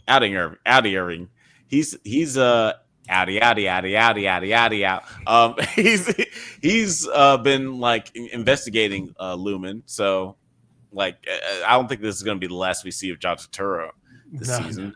But how do you guys feel about this? The death of any Irving? I've seen the trailer for the next episode. Well, piece of it. You're gonna see Irving. Spoiler alert. We're gonna see it. We're gonna continue to see him because as we forgot. But it's not really a spoiler because the last episode or 2 episodes ago we had Audi Burt following Audi Irving. So it's cool. Yeah, we know Irving. Got it. Burt and Irving.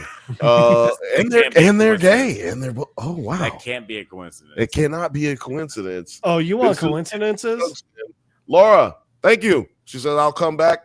See you around. Bye. See you. We'll see you next week. What's the coincidence there? Helly's Audi name, Helena.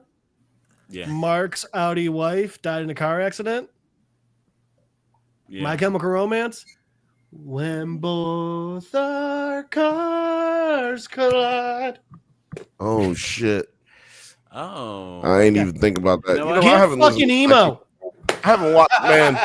We have not listened to My Chemical Romance until since before we were about to open up for My Chemical Romance. Dude, 3 Cheers for Sweet Revenge holds up.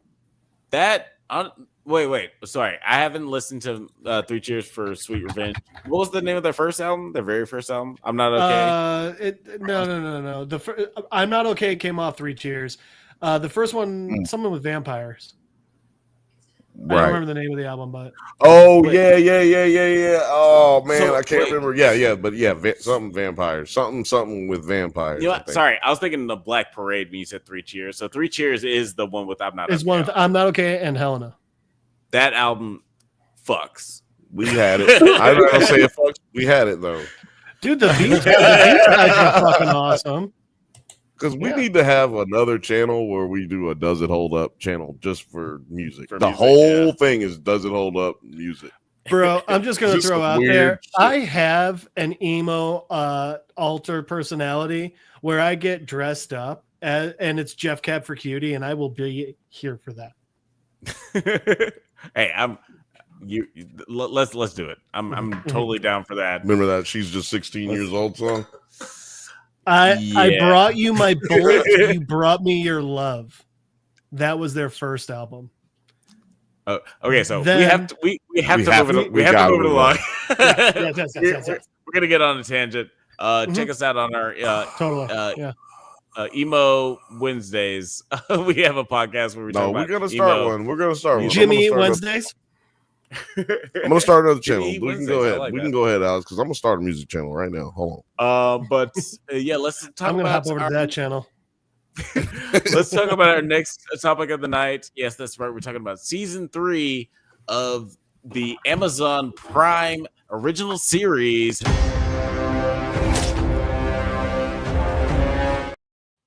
Yeah, that's right. That is right. Technically, this book I'm holding is where season 3 kind of starts at.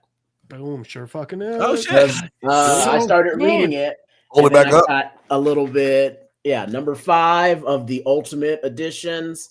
I do not suggest buying this edition because they are very heavy and they're hard to find.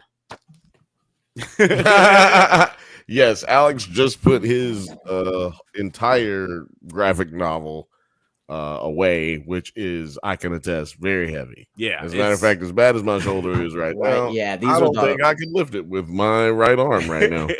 These are they're the hardcover one, the hardcover edition.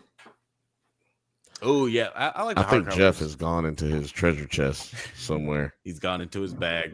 Yeah, like I'm at the part where this is all starting. Like I'm reading along with it, but one of the big differences is that they do a lot of events out of order from each other. Yeah. Mm-hmm. Yeah. And what you'll see happen in the book will be like way ahead, and then something in the show will be like, oh no, they just kind of skipped ahead. And are they gonna, oh wait, now they're gonna bring it up. Like they haven't like cut out too much, but they have just kind of jumbled it all around. Yeah, I think they have to, because one, the way the book is paced, this would be a bad TV show. It's weird. It would be a very slow TV show. It wouldn't move as that's just not how TV is, the way this comic book is written. Mm-hmm. So they have to mash a bunch of stuff together to move the actual story along, like the real. They made it so woke. The show is so woke. I mean, so in the smaller versions, this is volume 10. So like, yeah, it moves slowly.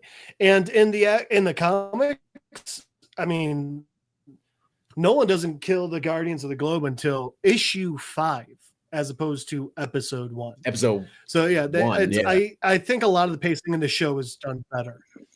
Yeah, and it's funny because like listening to Ryan Otley, no, not Ryan Otley. Who are the other guys? The guy who like actually wrote the comic book. Kirkman, Otley, Crabtree. Robert Kirkman, Corey Walker. Robert Kirkman. Yeah, Ryan Otley is one of the artists for the comic book. Huh? He is the penciler and Comic-Con. We saw Robert Kirkman. That's what I was saying. No, it was Ryan Otley. But it was Ryan Otley. But we fucking missed an opportunity to actually meet him. But yeah, like friend of the show. Friend of the show. Shout out to Kevin Smith. That's what we saw instead. We saw Kevin Smith instead. So shout out to Kevin Smith. By the way, happy birthday to happy birthday to friend of the show, Karen Fukuhara. Oh shit. Yeah, that's right. Karen Fukuhara. Kipo herself. But yeah, what was I about to say? Yeah, Robert Kirkman. He was talking about like how the like making the comic book and making the show has just like sort of shaped how he like a better way than what he had even envisioned in his head as a way of having this narrative play out, because he wanted that whole Omni-Man being a villain thing to be just like played out over a much longer period of time. Like he wanted to sort of lull people into thinking it was a very regular schmegular comic book for like months, and then hit them with the Omni-Man twist. But the sales weren't doing that well over a few weeks, and his publisher was like, "Dude, you need to go ahead and hit him with the twist because people are going to lose interest." So that's when I avoided it for that reason, because I never knew about the twist, and it was always in the back of Walking Dead books. He was like, check out my other book. And I was like, I don't really want to hear about no, thank you. I'm a superhero just like his daddy. That sounds dumb. Yeah, right. And then when I saw the Omni-Man fight scene off the first episode, I was just like, wait, that's what happened in this book the whole time? Yeah, right. Oh, man, I should have been reading this shit. Which I don't know about you, Terry, but then that's funny because then the first 3 issues, I'm like, why? What the fuck is happening? This isn't get good. Yeah, it's taking forever. Hurry up. Also, I learned that he's not good at writing female dialogue. He does not pass that Bechdel test.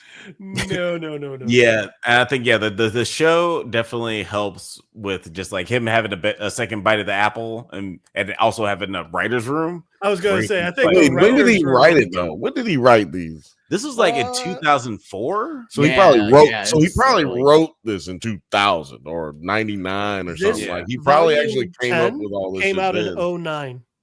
09. Yeah, so I'm saying he probably was early 2000s or late 90s coming up with all of this. That was the toxic time. Yeah, that was. But who cares about women? That was that time. Who gives a shit? I included them. They're there. There's multiples. I didn't even give them. I didn't even give them big titties, man. Come on, man. I did them right. But it is also so interesting seeing like when this. That being said, let me introduce you to my newest hero, Big Tit Bantha. But yeah, it is interesting seeing like a lot of the themes that are brought up in this comic book are now like, you know, that you have see shows like The Boys that are really popular because it sort of just twists the comic book genre in a more demented way, and I think that's why this this show has become so popular, because it is so similar to something like The Boys. But it's kind of funny that this movie came out this comic book came out so long ago, before we got Avengers with their Avengers Endgame with their multiverse stuff. No, it's not surprising. The character is Asian, so not surprising. He's a minority. He was actually only Asian. He's not half Asian. Also half Viltrumite. He's not half Asian in the comic book. He's actually not Asian in the comic books. He is. He doesn't look it, but his mom is Asian. Oh, he just doesn't look Asian. Very Asian in the comic book. Yeah, no, they definitely start him out looking more Asian too. As time progresses, he becomes more white. So yeah, I just think that has to do with why who's even reading it. That's kind of, you know what I'm saying? Like, that's how movie studios, TV studios think. But that's a good point. I think that Alex is racist. Yeah. Shout out to what's his name who plays Mark. He was at the Kings game. I was at the Kings game on Friday. Shout out to Lil Frothy and my family. Also got a movie coming out with Kirsten Stewart. But Alex, do you have a rundown of these 3 episodes? Because there were 3. Yeah, there's a lot going on. We got hit with a triple threat. Yeah. That's the last one, though. They're not going to do that again. It's 3 months. I'm okay with them starting a season like that as long as they don't keep it going. Yeah, I think they learned their lesson from last year. 3 months after his battle with Angstrom, Mark continues training under Cecil's supervision to gain enough strength to compete with the Viltrumites while avoiding Eve. Now, yeah, we learned from the last season that Mark had a weird encounter with Eve from the future, and now he's kind of grappling with his relationship, his feelings for her, but like he doesn't even really have time for that because he has to train for the impending doom that is the Viltrumite invasion. Did you say it was doom? Yeah, impending doom. Impending doom. That sounds like a. If only they made a song about that. I know, but. Oh, the volume is terrible on here.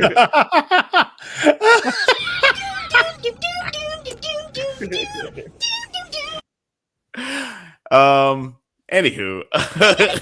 Song now.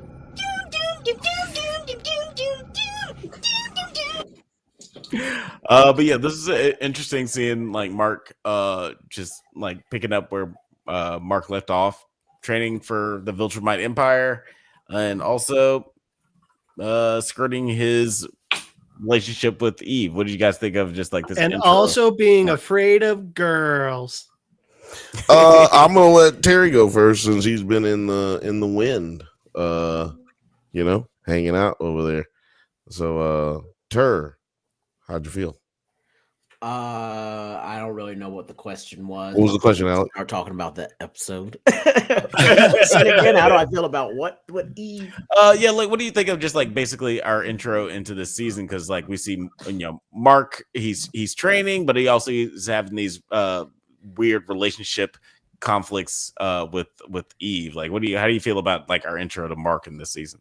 Very slow and kind of boring with the Eve part, but I did like the whole training montage and just like watching him get stronger and like what they used to like get him stronger and everything.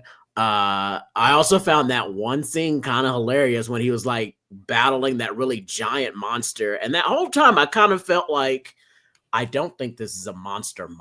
I don't think this. Oh yeah. It looked like I was like, I'm pretty sure they're sparring, and they were. But it was even funnier when it turned out it was like, hey, ease up on him. He's only 8 years old, and then they turned to the parents like, we are really working on a cure for his conditions. Like we're working on that. I was like, wait, he's an 8-year-old kid.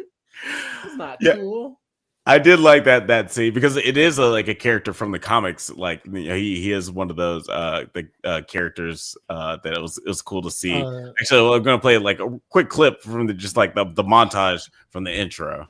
Liz, thank you. Oh, our nips just touched. Mine are so hard.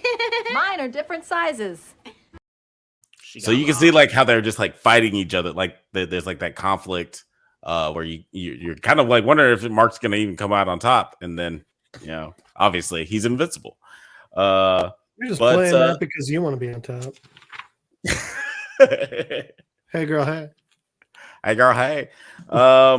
Then later on, Mark and Rex tried to stop two thieves, Dropkick and Fightmaster, from stealing the Declaration of Independence, but are attacked by Duplicate's brother. Multi-Paul, great name. Who tries to? I love how ridiculous they get with the name puns in this. It's so ridiculous. Who tries to avenge his sister's death, but Duplicate and Immortal come out of retirement, and Shrinking Ray return. And death. Like, Immortal was tired. Duplicate came out of death. Yeah, what did you guys think of just like this reveal? Like, because we knew that Duplicate was alive from scenes from the last season, but what did you think about her revealing herself to the world? It sounds dirty when you say it that way. Because like she's a streaker revealing herself to the world. I'd kind of be like, Cecil, you didn't know this shit? Did you know Cecil the whole time? I would have been like looking at Cecil and be like, well, why didn't you tell me? Like, because when she would have said it, I would have kind of felt a little dumb a little bit, because I would have been shit talking her for a long time, being like, why didn't that dumb bitch just have a fucking copy? She's so stupid. Why didn't she died for no reason? She's retarded. And then, she comes back and I'm just like, oh, hey, Kate, glad to see you live. I knew you had one. I told them. They would say you was dead. I was like, no, she's not dumb. She had one. She has one somewhere hidden. Yeah, like I heard a lot of theories about that. Like when that episode happens, like she's got to have another like backup somewhere. Which it turns out she did. Man, you know what? I've been sitting here trying to think of a name for the music channel, the music YouTube channel. I'm like, is it Nerds at Music Night? Is it Banthas at Drunk Nerds? I'll figure it out. Don't worry about that. On it. Put it on the chat, guys. Put it in the chat. It was cool seeing a Duplicate come back and Immortal in this and they married. Situation. I forged the ring myself out of. She was like, yeah, nigga, shut up. Yeah, I don't care about none of that shit. It was cool seeing Shrinking Ray come back too, because she was fucked up in the last season. She was dead. Strange. It's one of those choices that they made. They decided to make Shrinking Ray into a woman instead of a man. Yeah, they gender swapped her, but which is like, why not? This is complete kind of in the comic books, kind of a nothing character. They did a lot more with her in this TV show. Also, why she's got more lines in this episode than his entire comic run. Right? Yeah. Exactly. Like why not? I mean, same with Amber. Like they made her black and gave her a bunch of lines. Yeah, and they made her a lot more. They're going to give her something else pretty soon. People are going to say that's woke, but that's not woke to me. Like, that's just what people been doing for years. Like, we had Daredevil, motherfucking Michael Clark Duncan played Kingpin. Like, that's not DEI. That's just the best part of that movie. Yeah, exactly. He was actually the best part. I was pissed that he was Kingpin, you know what I mean? Like I like it being uniform with the comic, when the source material, whatever. But wasn't nothing wrong with it. He was the best part of that movie, and Amber was the worst part of this show. So it can work out either way. Which is crazy because I love Zazie Beetz. Like I Correct. wish I cringed a little bit when they showed her. I was just like, really? I know, but that ain't got nothing to do with the character. So what she's the person who plays the character. Did she write? She writes for the show. No, because that's who wrote her line. Because that's who. I have no idea. That's where her lines are coming from, and you can only work with so much. If they just got you saying stupid shit, it ain't gonna be good. You may deliver it very well, but it's still gonna be garbage. Then William and Rick encourage Mark to confess his feelings and ask Eve out, but warn him against telling her about her future self. However, he Mark immediately messes with like, come on, dude. Like, that's what he does all the time. He's dumb.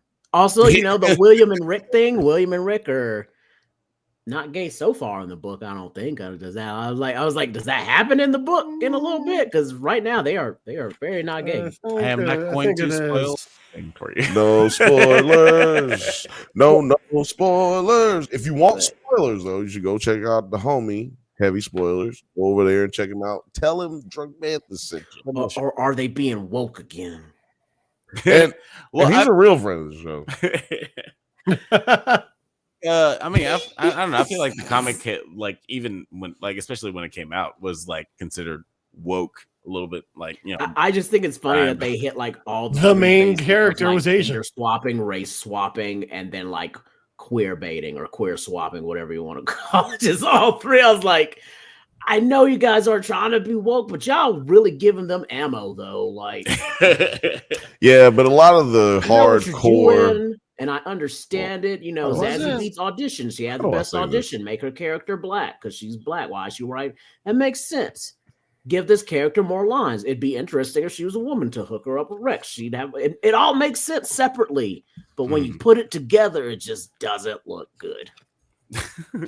I think just optics. The benefit of it's just optics. It's not their fault. Yeah, no, I can see the optics. Yeah, and you can pick it apart really easily if you're talking about the differences between the source material. But yeah, I feel like it's the benefit of having a second bite of the apple.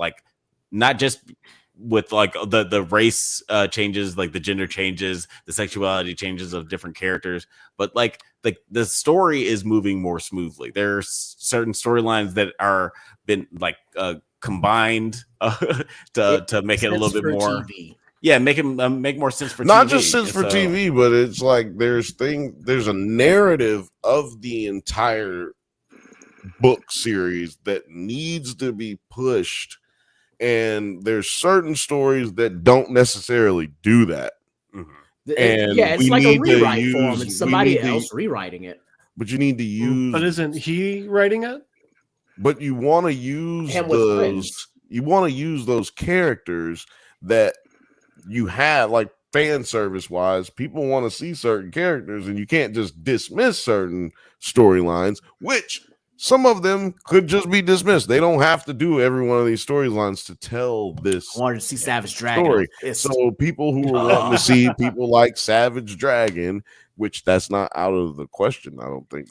There's just there's so much more to be gone. They didn't even have to do Beast dude. Mode. Beast mode. Beast, what his name? Warrior Beast nigga. They didn't have to even put him in there the last season, but. But to tell this story and move this story along quickly, we got to get this all out here, right? Yeah. And I feel like this show would suck if they stayed to the source material. The source material felt very first draft. Yeah. Right. Yeah. Which is that's what I'm saying. It's that's because he was broke. He was broke as a motherfucker when he wrote that shit. Yeah, to be fair, it is there's a monthly. Didn't telegraph that one at all. I telegraph all of my jokes, sir. Exhibit A. Yes, thank you. But that was my fault. I did that to myself. You asked. She's gonna watch this one day and she's gonna have a lot of questions. Now she's gonna be finally somebody actually saw the episode. There.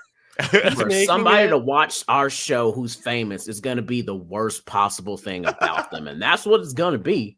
You know that, right? No, Well, it's she's funny, I gonna was be watching- happy that anybody knows that exists somewhere because that's how actors are. Just saying the truth. So I was watching one of my favorite YouTubers the other day, and he just put out like a video where he's talking about the penguin, and he added a clip from that episode of 30 Rock. He was like, "This is the first thing I know her from." It's like, you and me, man, we're fucking right here. Move along. But anyway, but what I was saying is like, to be fair, To be fair, honestly, I don't like that show. I refuse. Oh, I love that show. you forgot what you were saying? Yeah, it was a long time ago. It's a to be fair, it's a better rewrite that he's doing this, and it's all making sense, and it's not woke. You just don't understand how TV works. Yes, exactly. That's a perfect summation of that was the more you know moment right there for sure. It really was. You want me to play a clip? Like every time I hear something about casting, it's like, why did they cast this person? Because they did a damn good job at the audition. We are still on the first episode. Or they gave a whole lot of money. We are still on the first episode. Doc Seismic breaks out of the confinement and kidnaps all superheroes using a giant underground creatures. When Mark and Eve fail to save the heroes, Cecil sends in Darkwing 2 and Reanimate to help with Darkwing recapturing Doc Seismic. Mark is angry at Cecil for for lying to him and working with Darkwing 2 and Sinclair, leading Cecil to trap him in the White Room, which was constructed to keep him safe from Mark. Let's play this clip of let's play Darkwing? Darkwing 2, technically. But yes. Why the hell is he here? And why the fuck are those things here? He's a murderer. And those things, the guy who made those things, killed people. They almost killed my best friend. I'm better now, thanks to Cecil. Better? You should be in prison. Are you okay? No, I'm not okay. We don't know everything yet. I don't need to know everything to know this is wrong. I don't like the way he's coming at my man Darkwing like that, because Mark needs to check his tone talking to that man like that, talking he need to be going to prison and not being reformed and shit. That's a black man he talking to, first off. So I'm just not appreciating the tone, whether I agree with if he should be killing people or not. Like, don't talk to that man like that, bro. If I was immortal or what Black Samson or Bulletproof, I would have put my hands on Mark. It's also Mark's very naive. I mean, don't get me wrong. I don't disagree with him. Darkwing 2 is definitely a murderer. And whatever. First off, wait till you get out of this situation. Right? You see him helping. I'm gonna ask questions first, not just start. Yeah. What are you doing? Chill out. Yeah, and that's the other thing. You don't know. You don't know if he has been rehabilitated. You don't know what his punishment was. You actually don't know anything since the one time you met him. Now, don't get me wrong. He's a murderer. Yes. He also went crazy. He's in a place of midnight all the time, and he has a power of darkness. Superhero world. His father was just murdered disgustingly.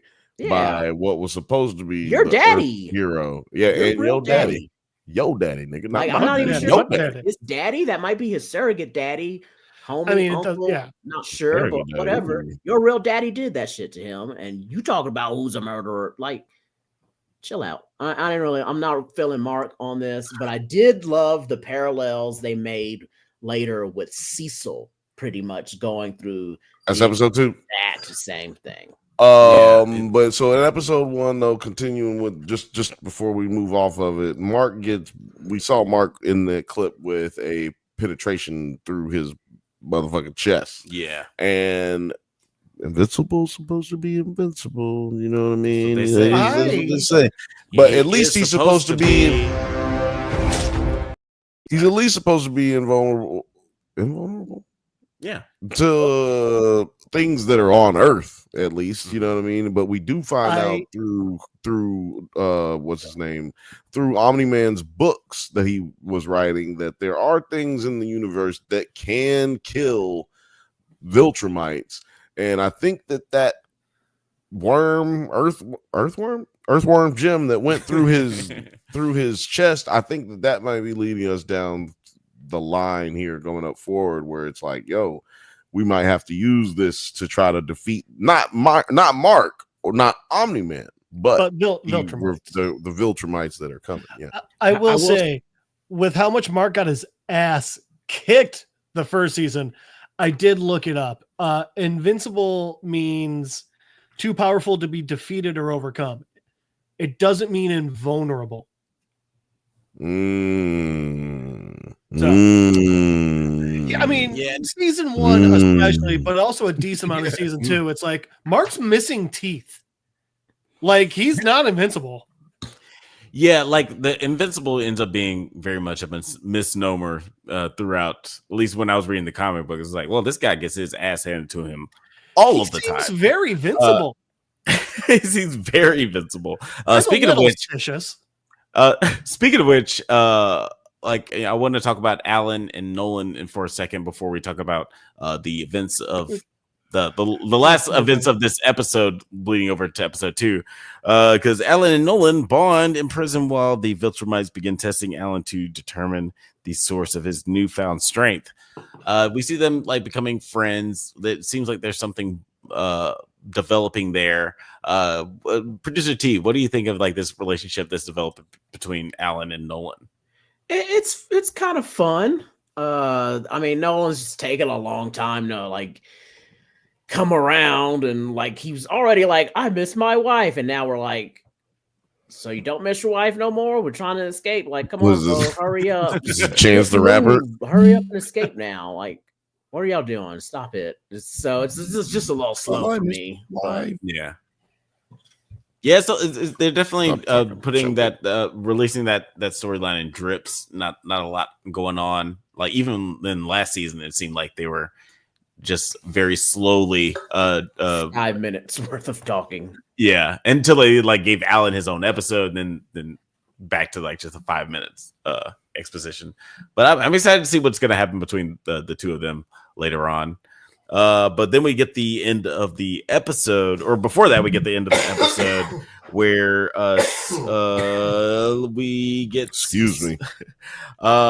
Mark is all upset about Cecil working with Sinclair and Darkwing 2, and then Cecil traps him in the White Room, which was constructed to keep him safe from Mark, and that bleeds over into episode 2. I just want to play this clip from episode 2 real quick.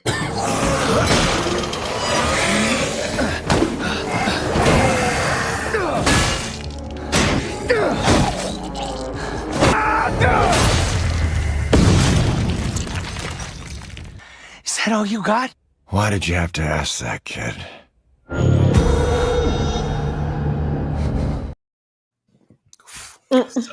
Pulled right from the comics, though. Yeah, pulled right from the pages of the comics, man. Color scheme and everything. What did you feel about that, Terry? A little different, because it was like, the system failed and revealed them all. He didn't like do it on purpose like in the show, which I think it's better that he did it on purpose, unlike in the show where it's like containment failing and 5%. Containment's about to fail, and then it like turns off, and then you see them all. But to show him, for him to be like, is that all you got? And he's like, I wish you didn't say that, because that's not all I got. Way better. It worked way better. Mm-hmm. What about you, Jeff? How'd you feel about this scene right here going into episode 2? It was not only was it a badass scene, I thought it was a good segue into episode 2. And it was just one of those ones where it was like, all right, yeah, Mark is strong, and Mark has gotten so much stronger, and Mark has a lot. So obviously it's meant to show like Cecil is still smart enough to like hedge his bet, but to me it was more just like, oh, Mark's got a long way to go. He does. I feel the exact same way. I'm like, yo, Mark, bro. First of all, Mark is still a kid. Like Mark has got to be 18, maybe 19 years old at this point. I think we've had about 6 to 7 months, maybe 10 months pass in the time since season 1. Which is crazy because this show has been out for 5 years now. But yeah, I think we haven't even passed a year yet. So Mark's he's getting 19. Out of high school. He's 19. So he's just getting out of high school. He don't know shit about shit. He thinks he knows shit about everything. And that's just called being young, right? Like that's just called, but now it's kind of like being a professional basketball or professional athlete.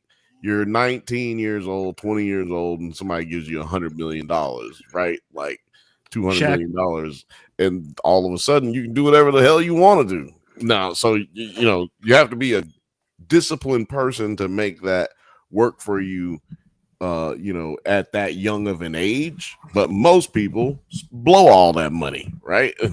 And do stupid shit and get arrested and do stupid shit because they think they're invincible, right? And like just that he would pick that as a name shows you his childish nature and his inability to just grow up. And that is a common thread that this comic book stays along with this character. And also another thing about the pacing and the rewriting, if this show went with the book, this show would have to last 10 seasons. Oh, it'd be impossible. And this comic book lasted so long. and there's no way anybody who's working on this show is thinking logically, oh, this could be on another 9 years. And that's just because, or actually, if they go at this pace, it'd have to be on for another 20 years because to have 10 more seasons and every other year you come out with a fucking season, like, yeah, we're going to be 20 years in this motherfucker. And that's not going to happen. So you got to get this out as much as possible. And I like it. Yeah. Just like talking about the narrative structure of this episode, after we got that Adam Eve episode, like that was in between season 1 and 2, I thought that was really cool, and I thought it was like, oh, I guess this is what. Forgot about that one. Well, one reason it stuck out in my mind. Episode, one of the reasons it stuck out in my mind because it was like one of the bonus comic books. Like while reading Invincible, like you get like an Adam Eve backstory comic, you get a Monster Girl backstory comic, you get a Cecil backstory comic, Rex, like you get all these backstory comic books, and I was like, oh, that's cool. Maybe they're just gonna have like these one-shot episodes like in between seasons, but they kind of like integrated Cecil's backstory comic within this episode to have it like parallel with Mark's just like like Mark's sensibilities, like they like we were kind of the same person once upon a time, both young, both young.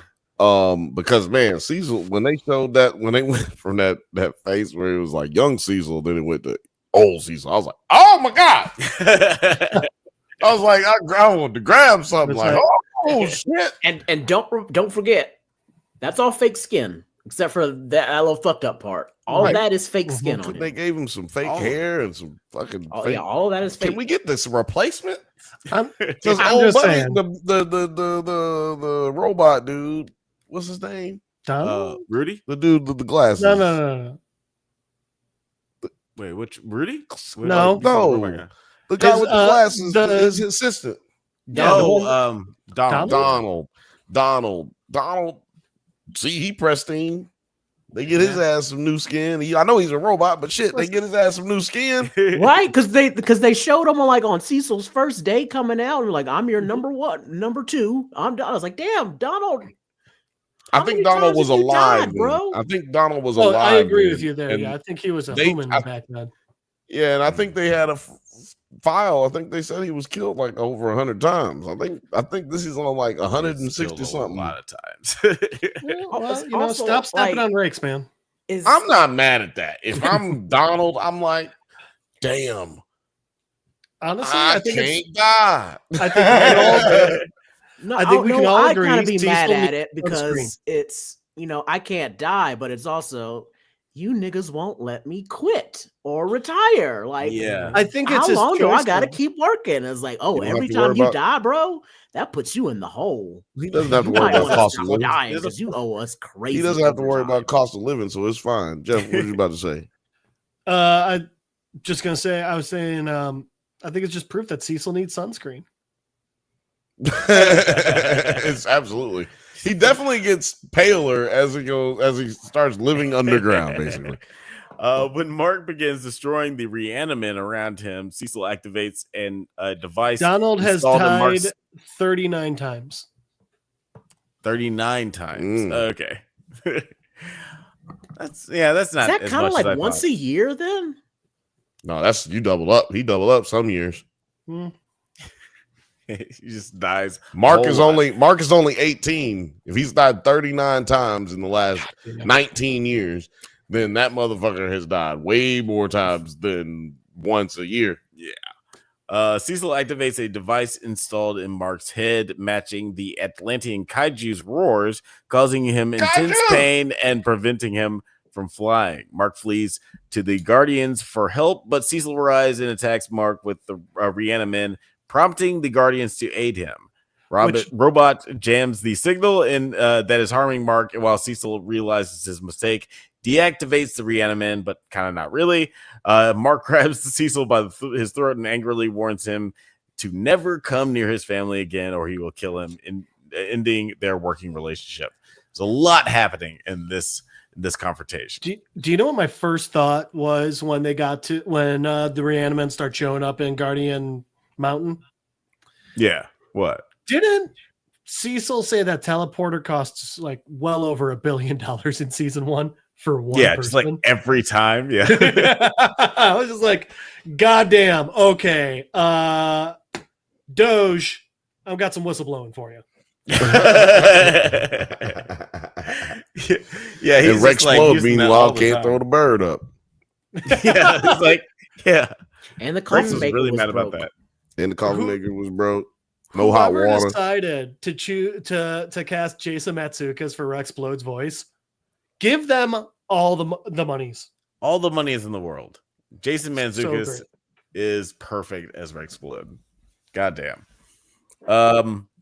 But yeah, like this was like an interesting development, like where like, a lot of things just like really escalated, where Invincible is versus Cecil, and then the Guardians stand up to help Invincible, and it becomes a situation where the Guardians kind of gets broken up, where most of the Guardians end up leaving to join to create another squad. Didn't they get fired though? Didn't they get fired? I mean, No, I feel like they quit.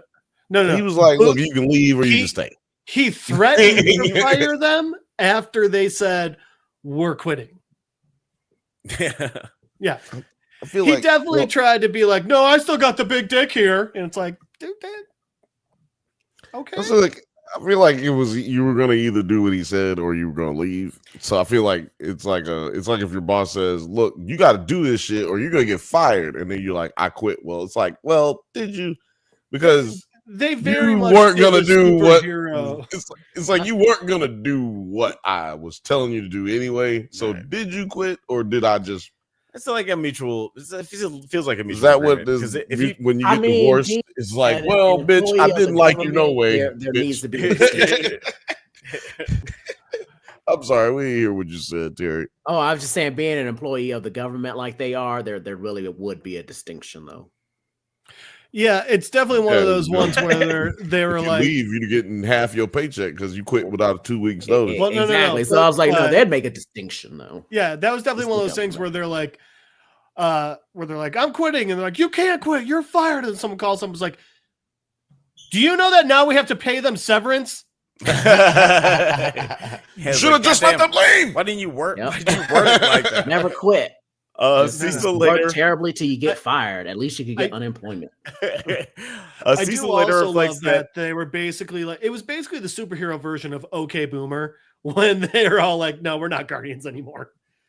Because it definitely split down the Boomer lines. So, okay, so what would have y'all picked? Would y'all have stayed or would you have gone? I'm like Rudy. I'm siding with I would've Invincible all the way because that nigga is the strongest person on the planet. Like that's my main motivation. I'm That not nigga's the going with strongest nobody. person. First of I'm all, hanging out with him. I'm not leaving. These niggas, they don't get paid to do nothing. Outside of this, like you leave, who's paying? I'm not leaving. It's a very Shit, cartoony I world. get a I don't know fucking who Disney- pays for the team bridge data. Rudy, Like, Rudy has money because he's a Oh, yeah, he genius crazy and rich. he's stealing Okay. shit. Okay. Because remember, because when they got to the team lab thing, it's like, and you know, Rex was like, They "We spend- got this building," and Rudy was like, "This building's in my name." I was like, "Yeah, Rudy has the Rudy money." ain't cutting shit. Rudy ain't cutting them $1 trillion checks like they are he over there. ain't cutting it, Yeah, I also would have stayed based on xenophobia towards aliens. Just sorry, I'm a human-based superhero. There's a super alien. Like I see what Cecil did. I kind of would have been like, yeah, I'm kind of glad he put that shit in his ear. You need to make sure like I saw what his fucking daddy did. Yeah, we need to make sure we got all kinds of shit on him, bro. Yeah, that's why the like, Immortal was heated. Like Immortal was like, I'm that's not what even- you need to do with his bitch ass. yeah. You didn't do that Somebody with his need- daddy. You should have somebody did that need- with his daddy. His daddy should have gave him a Right. whooping. Yeah, Immortal is a very Fuck him specific and his place daddy. of being like getting his head chopped off by a Viltrumite. Not a lot of people can get their head chopped off by a Viltrumite and be And like, what was the other way talking. he got killed? Didn't he get like just punched through the stomach once? Yeah. Yeah, that's right. Yeah, he got killed twice by this. He's bull, gotten like, he's gotten killed. And okay. I was gonna say he's been killed. no, I plenty mean of times. specifically by him. Viltrumites. Yeah. Caesar later reflects on his first meeting with Nolan, speaking of Viltrumites, and developing his personal code to do anything to protect Earth. Later on, Mark and Eve both reconcile and they decide to start a relationship. And then, But that only leads us into because episode Eve 3. is a mature person and Mark's like, yeah, she's still hot. Yeah, that's pretty much the relationship between Mark and Eve. So I like the way she's her more mature eyes and look. smart. That's Mark. Yeah. I like the way her eyes look. but still, you don't tell her, hey, a sad old version of you told me I should ask you out. And I think she's right. Peekaboo. Hey, a version of you from a Dickens novel came over. Mark receives a new suit from Art. Oliver gets his own suit as well, but when he names himself Kid Omni-Man, just crazy name, Mark advises against it, explaining the destruction Nolan caused. Now, not only is Kid Omni-Man like kind of a bad name because it reckons back to the person who Genocide. He said created this huge genocide in the world, but also Kid Omni-Man. I mean, I think that Weird was name. a joke about stupid superhero. Well, names wasn't in it? general. Yeah, wasn't it Kid Omni Boy in the comics? Yeah, it's Kid Omni-Man in the comics, and I think they like specifically nailed down. It's like this is a Yeah, it was name still because- Kid Omni-Man. Marvel. I thought it was Kid Omni Boy. Marvel It was never Kid Omni Boy ever. Marvel had Lady Stilts Man. Lady what? Stilts Man. Like Marvel Rumpelstiltskin. had a villain named Lady Stilts Man. Jesus. Okay. Wow. That's crazy. Man, Correct. Marvel is actually Marvel and DC, they've been around long enough where they've gone through literally every good and bad idea that you can think of. It's called the 80s. No, I'm joking. Go ahead. Called the 80s. Yeah, cocaine was a hell of a drug. Remember the 80s? Yeah, what happens? Yeah, like Mark and Invincible stop a prison break that Titan Oliver. arranged to free Paul to appease the order. Eve moves back in with her parents, promising not to use her powers at home if they become more accepting about her duties as a hero. And I honestly wouldn't. I saw this episode. I mean, this scene in this episode, I was kind of thinking, Do we care? Are we caring about that? I just wasn't as interested in the storyline. Yeah, I'm tired of the racist X-Men daddy guy. Like, he sucks. I mean, he's also just Racist so X-Men daddy. stupid. Like, He's just really, dumb, yeah. you're this mad at your daughter that can be like, huh, well, we got to pay bills, so I'm going to turn this patch of air into a diamond. And you're like, no, she's the demon. And it's like, okay, well, you can have fun barely paying for your one-story home, you dildo. Yeah, he's not even a smart idiot. Like, if you're a dumb, at least be smart enough to take free money. Or if you're gonna be hateful, at least use her with your hate. Don't be like, right? Exactly. Yeah. Yes. Yeah, but there's not I just feel like he should have died. God, I wish. I hashtag kill Leave's dad. Yeah, hashtag kill Leave's dad. I don't even remember what I know that's not what happens in the book, but fuck it, kill him early. Yeah, I was gonna say, I don't know what happens with his if the mom goes with him too, like they were both. The mom seems I'm like fine with she's it. definitely getting beat when we not seeing her. Yeah, she's Like the way they do it in this show, it seems like old buddy is whooping her ass when we're not seeing her. The dude looks like he would have a damn near a coronary by throwing 2 punches. That's the ones be whooping their women's ass. He would get a punch halfway to someone's face. That's all and they he'd be breathing hard like he just ran a fucking marathon. But see, that's all he need. He just need that one slap and he talk crazy to her and call her fat. And then that's it. Yeah, that's the end of that I'll tell you, if I had Eve's powers, it is the amount of personal injustices I would be like, I'm gonna fix this now, would be like dangerous. Yeah, it would be. Like building a house and then it collapses on a whole bunch of people.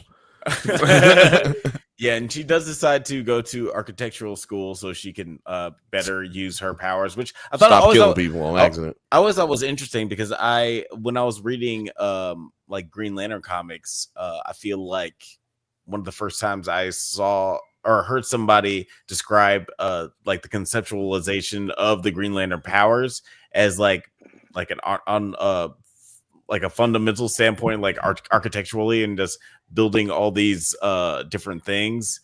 I feel like they were talking with John Stewart was like the first character where they explored that kind of stuff. It's like he is an engineer and he's like a pilot, so he knows a lot about like the inner workings of things. He knows how to. He made a lot of military related stuff because it's like.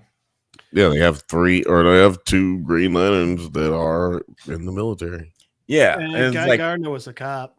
But like with Stewart's, they would say like when he would create like bridges or like beams to hold things up, they would say like you could see every nut and bolt in the thing. And it was actually part of what made his construct stronger was because in his mind, he's putting all of that into all of them. And so that's just making it more real in his mind, which is making the structure more real in real life as well. Right. Yeah, he ain't making no pinatas over here. Yeah, I like that touch with tanks. Her. I like that touch with her her knowledge. Like she wants to be able to get to that level where she can construct things with that kind of complexity. But anywho, then later, then later the Mahler twins. Great transition. Later, the Mahler twins break into a missile silo, planning to launch an EMP device to destroy the world's communication systems, and they incapacitate the attacking Guardians, and Mark destroys the missile while Oliver, against Debbie and Mark's wishes, kills the Mahler twins. The Mahler twins always have an elaborate scheme that if it did work, it would be the most incredible thing ever. They're twin Dr. Evils. A lot of times, just like, why do y'all keep being evil? Like, bro, would you just help us and be good? I feel like Cecil, like, if there were like somebody Cecil needed to kidnap and like do that shit to, it would be one of the Mahler twins. Like, catch one of those motherfuckers. Actually, yeah. But like, they're always trying to come up with the most grandiose plan. I'm like, maybe y'all should consider scaling down. Yeah, just a little bit, right? A little bit. You're very much or it's like 2 Keenans put together with no L. Their level of villainy has just It's like they reaching for Joker levels, and they need to come back down to Firefly levels. Come back down here a little bit. Yeah. They're only happy with sharks with freaking laser beams on their heads. Yeah, exactly. Yeah, exactly. Exactly. Yeah. Laser beams. Yeah, like it's kind of crazy that Cecil didn't recruit them at some point, but maybe they're just a little too intelligent. Like maybe they're not susceptible to whatever very suspicious psychological it's their treatment level that Sinclair and Darkwing went through. Yeah, it's their level of arrogance and incapability of accepting that they're wrong in any way, shape, or form, which is why they always lose because they can't stop arguing with each other. They're the most self-centered people in the world. That's why they created a clone of themselves. Would you think that would work out for you? But nope. Yeah, you love you so much, you create one of yourselves and you hate yourself. It's very narcissistic behavior, and obviously it's not going to turn out well. But I do want to play this clip, in the aftermath of Mark talking to Oliver, in the aftermath of Oliver killing of the murder. Yes, of the murder. I get that you didn't mean to murder the Maulers. You can't just kill people and pretend it's no big deal. You killed the guy who broke Mom's arm. Oliver, it's wrong. You and Mom say I need to be responsible with my powers. Isn't it responsible to make sure that the bad guys never hurt anyone else? Life is precious. We don't just take it. People kill each other all the time, and most people aren't even special like us. They're just normal. You sound just like Dad. And that's I do love that he was literally drenched in blood. Covered in blood. Yeah, for those who don't know, he's purple. Actually, he's not red. He's not red. He's not Mauler guts red. Which question? You think that's the end of the Maulers now? I have a feeling no. You think they all right, I just kind of hope not, but I feel like no, because it's too smart. I feel like I shouldn't say anything because I've read ahead of the class. It's just a question. Because if you don't say that, then nobody would think anything different about if you just said yes or no. But now I can't. don't remember. I can't say yes or no because I know what the answer is. We do know that he is read ahead, and for me, it was so long ago since I read ahead, and I never finished the entire series that I just don't remember. I feel like somebody got some Mauler DNA hanging around somewhere. Maybe even Cecil. Maybe Cecil has it. Well, maybe the Mauler twins are just like a big test. Like I would really love. Test. They just keep testing them, and that's how he keeps the superheroes trained with the Mauler twins. I would really love it if Cecil had gotten them to make the cloning machine, but like they're all like 1.5 feet tall, and he just got them running around. Baby Maulers, little Maulers running around everywhere, like Oompa Loompas. Yeah. Those like weird little marshmallow things from the new Ghostbusters. They would never get anything done. They just argue with each other all the time. It sounds like you're thinking. Mr. Stay Puft. Yes, the Stay Puft Marshmallow Man. Yeah. Oh, you know what? That's funny you say that because yes. Yeah. My change. Fuck yes. Keep my change. That's a good coffee mug. That's a good change mug. What y'all just pull shit? Y'all just pull shit like out of nowhere. Y'all just be like this. Well, I do got this. Well, I do actually have Seth Rogen right here. Yeah. Y'all be pulling all kinds of. I do have a bazooka. Speaking, I had one issue with this episode. It's the way that Mark's mom keeps trying to treat Oliver. Like, I just want him to have a normal childhood. It was like, he's not a normal child, lady. On his planet, purple. If he wasn't half Viltrumite, he would have had like 2 hours worth of a childhood. He's already had enough childhood for his species. If he was full like there's blooded nothing him species, normal. he'd be dead. Yeah, he would Right? totally He'd be dead already. He'd be dead already. Like there's nothing normal. Everything that you're doing to him, whether that you think is normal, is his first fucking time. That's not normal to him. Nothing you can do will be normal for him ever. There is no normal. And she just keeps harping on it. It's like, look, you just need to let this little nigga be a superhero because he's not normal.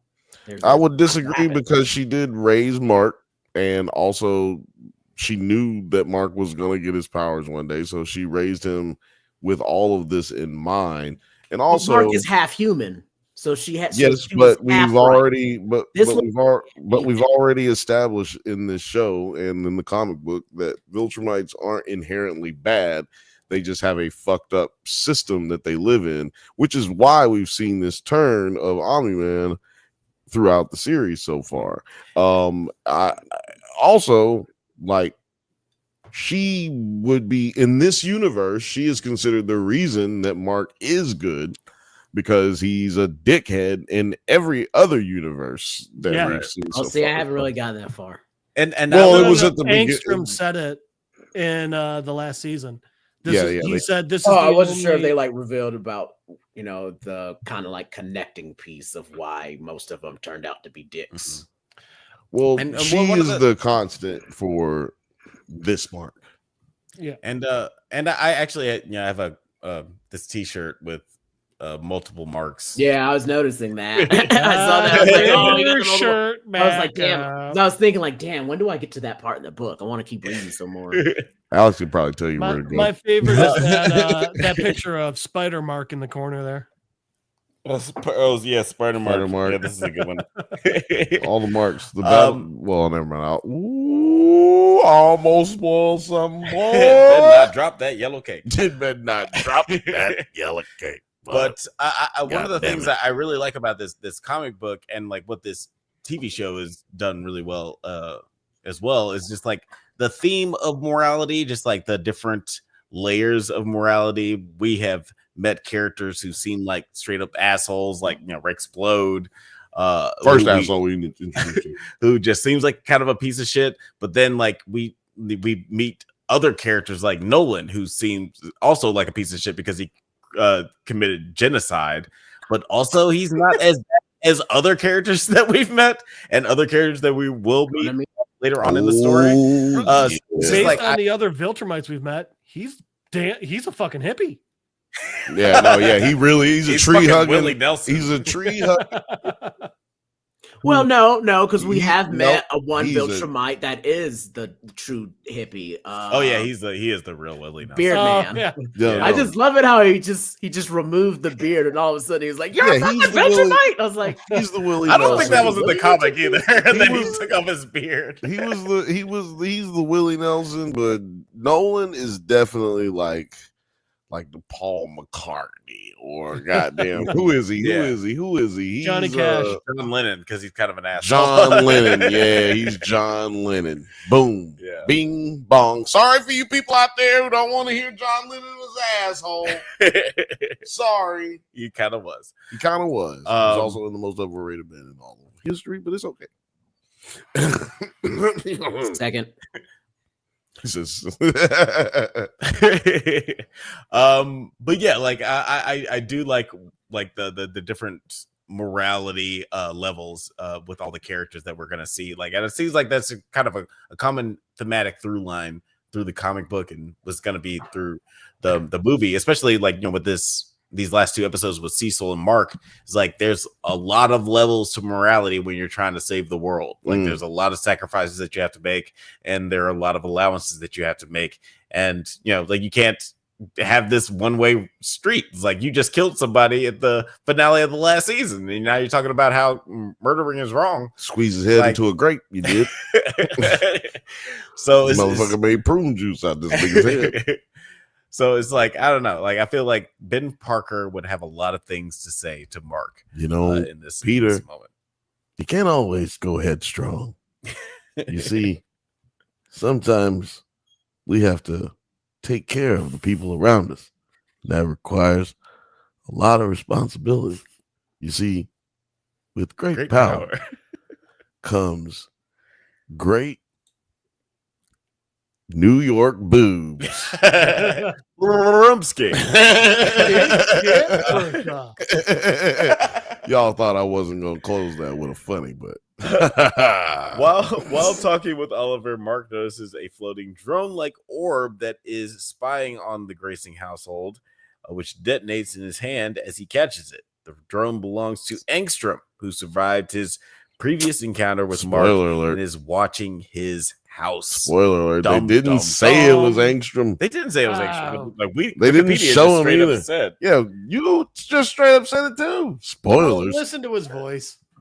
Yeah, I mean, it also if you watch on Amazon, you just hit the down button and see who it is. Amazon be ruining everything. They really do.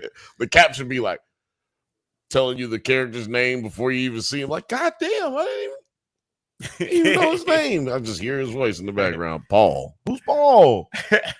Now, I will say, like, when I was reading the comic book, I heard Jeffrey Wright's voice when I was reading Engstrom Levy. But I'm not mad at Sterling K. Brown. He's doing a really good job, and I'm excited to see him come back. He was too busy doing What If. And yeah, right. He was too busy doing a show that comes out every year. I'm like, I gotta get a check. He's also got a Hulu show with Cyclops now. Ooh. Oh, is he on that James Marsden? No, yeah, Sterling K. Brown. Yeah, I heard that Paradise is really good. I've heard that too. I just don't have time. I've heard we have so many shows. We have so many shows. Speaking of which, going to be talking about common side effects on Thursday, 8:15 p.m. baby. That is true. Well, yeah. What did you guys think about like this ending? And like, are you excited to see some more Engstrom? Do you do you think that the like what do you how do you feel about Engstrom still being alive? Well, there's always going to be some Engstroms, baby. Yeah, actually, yeah. There's a lot of Engstroms out there. There's an infinite amount of but only one with telepowers. Yeah, that's true. Or he is the Engstromist Engstrom. Or maybe this is the most Engstromist Engstrom because he's Engstromed himself above all the other Engstroms. Yeah. Or maybe it's like a Jet Li situation where he kills all the other Engstroms and he becomes more powerful. Yeah. I'm Yula. I'm nobody's bitch. The best line in cinematic history. Oh man, cinematic history. Because in television history, it's Miss Wong. Get the marshmallows. That's my history of television. That's pretty great. But yeah, I'm I've been on excited. mute this whole fucking time. Oh well, really? It's the perfect time to ask you how you feel. Exactly. About, I was just about to say the same thing. Sterling K. Brown as Engstrom, but also like about Engstrom's reemergence in the series. Resurgence. I didn't really like Engstrom too much as a character. I was kind of hoping he was gone for good. We were done with him. So real upset that he's back. I'm like, oh well, what is it? How does he have multiples of himself? I'm thinking maybe it's like a time travel situation type deal. I can see that, I guess, but I was hoping he was gone. And then I was talking about I really wish there was a sequel to Jet Li's The One, and they could have called it The Two. The Deuce. Yes. Isn't it That just would've been Highlander great. with your own body? I don't know. Anyway, I'm gonna get Terry. Pretty much, yeah. I'm gonna get Terry a hate button. I need a button that just does the player's ball. Yeah. Hate. Oh, I thought you were gonna go with hated it. Oh, we got that We got one of actually. those. We have that. Should have been using that one. Yeah, you know what? You're smart. We talked about this a little bit last season, but it is interesting, that this comic book was written, back in like 2010, I think. 20 some years ago. Yeah, like about around 2010, 2011, when the storyline was running, where we have this character that's basically like, the Kane character that they were trying to develop in the MCU that just kind of fell apart because people didn't really respond to it well, and also I thought it stuff. was because also other stuff. It ain't got nothing to do with respond. But yeah, like I feel like Because they hate the black man. But I feel like this storyline was a way of just definitely exploring that multiversal concept, but also very, very truncated. It's not branching out into a whole bunch of different storylines. This is very personal of this guy having a vendetta against Mark, right, and using those powers in that aspect. So yeah. I think it's very interesting. Yeah, I mean, Kang didn't make it, because R.I.P. Kang. A lot of situations, really, But what I will say is, ladies and gentlemen, don't ever, no matter what situation you're in, no matter how dire it may seem, don't ever pick a white woman up and put her into a car.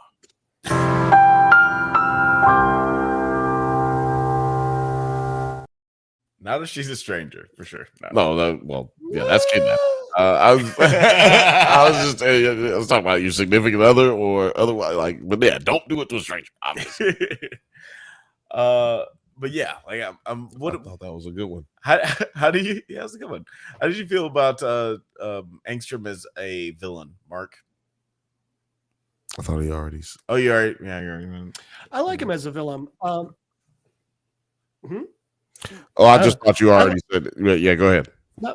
I like him as a villain. I kind of like the fact that he's just a petty bitch.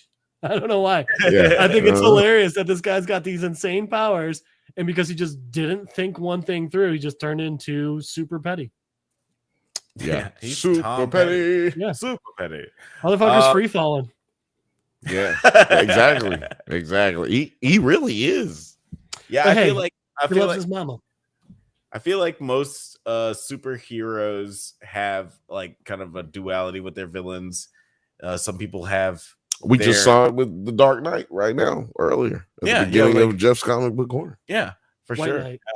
Yeah.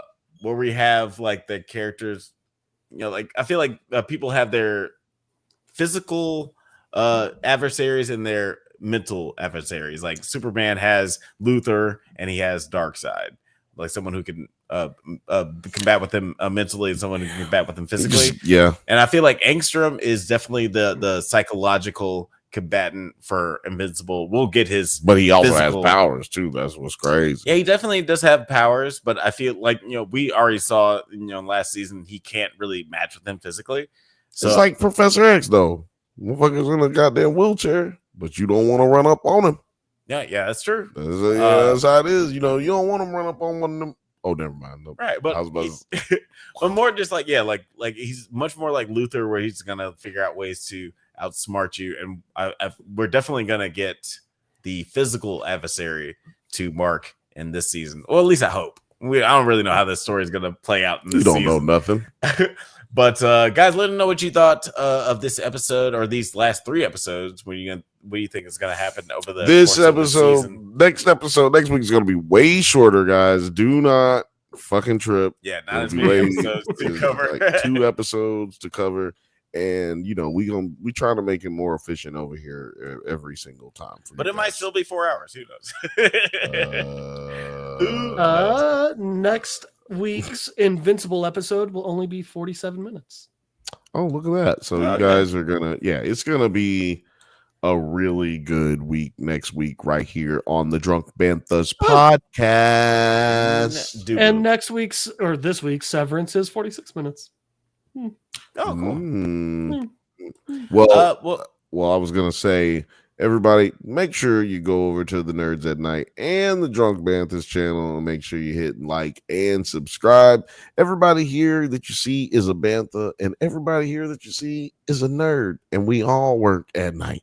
So make sure you go over there and support us. We really appreciate everybody watching. Absolutely. Producer T, where can the people find you on the interwebs or whatever your clones, whichever? You can find me. Go to my Instagram and then go to T-Pens Co. That's the best place to find me. Go get you some pens. I also have these limited edition ones that'll probably be going on public sale pretty soon. That Afro Samurai is so dope. So let me know. I got those. But yeah, that's where you can find me. Find me on my Instagram. Fuck yeah. You can find it right. Mark, where can the people find you on the interwebs? I thank you for asking. before I go there, Bill, I think the best name I came up for the music channel is Nerd Found Glory. You can Found Glory. Yeah, I've got other options as well. Yeah, you just text me the other ones. You can always try and Skype me, Don Cheadle's Driveway at littledickie2.com. It's because of the hackers. Because of the hackers. Damn. You can find Jeff Madel on Facebook at MadelJeff on Instagram, but the easiest is always just to see me sitting here spacing out on Monday nights. Well, awesome. Boy, I thought Alex was going to give you another drop because he was touching buttons, but he didn't. I did you deserve one. Thank you for listening to the Drunk Banthas podcast. We do this every Monday at 8 p.m. Pacific time ish. But don't forget to like and subscribe so you can get updates on new videos. Check us out on Twitter, IG, TikTok, Letterboxd, likewise, all the internet things at the Drunk Banthas. Until next time, stay safe, my little morally ambiguous Viltrumites. And may the force be with you. Shout out to Morgan. Shout out to Little Frothy. Shout out to Laura. Shout out to everybody that was out there. Shout out to, those who weren't. Bye.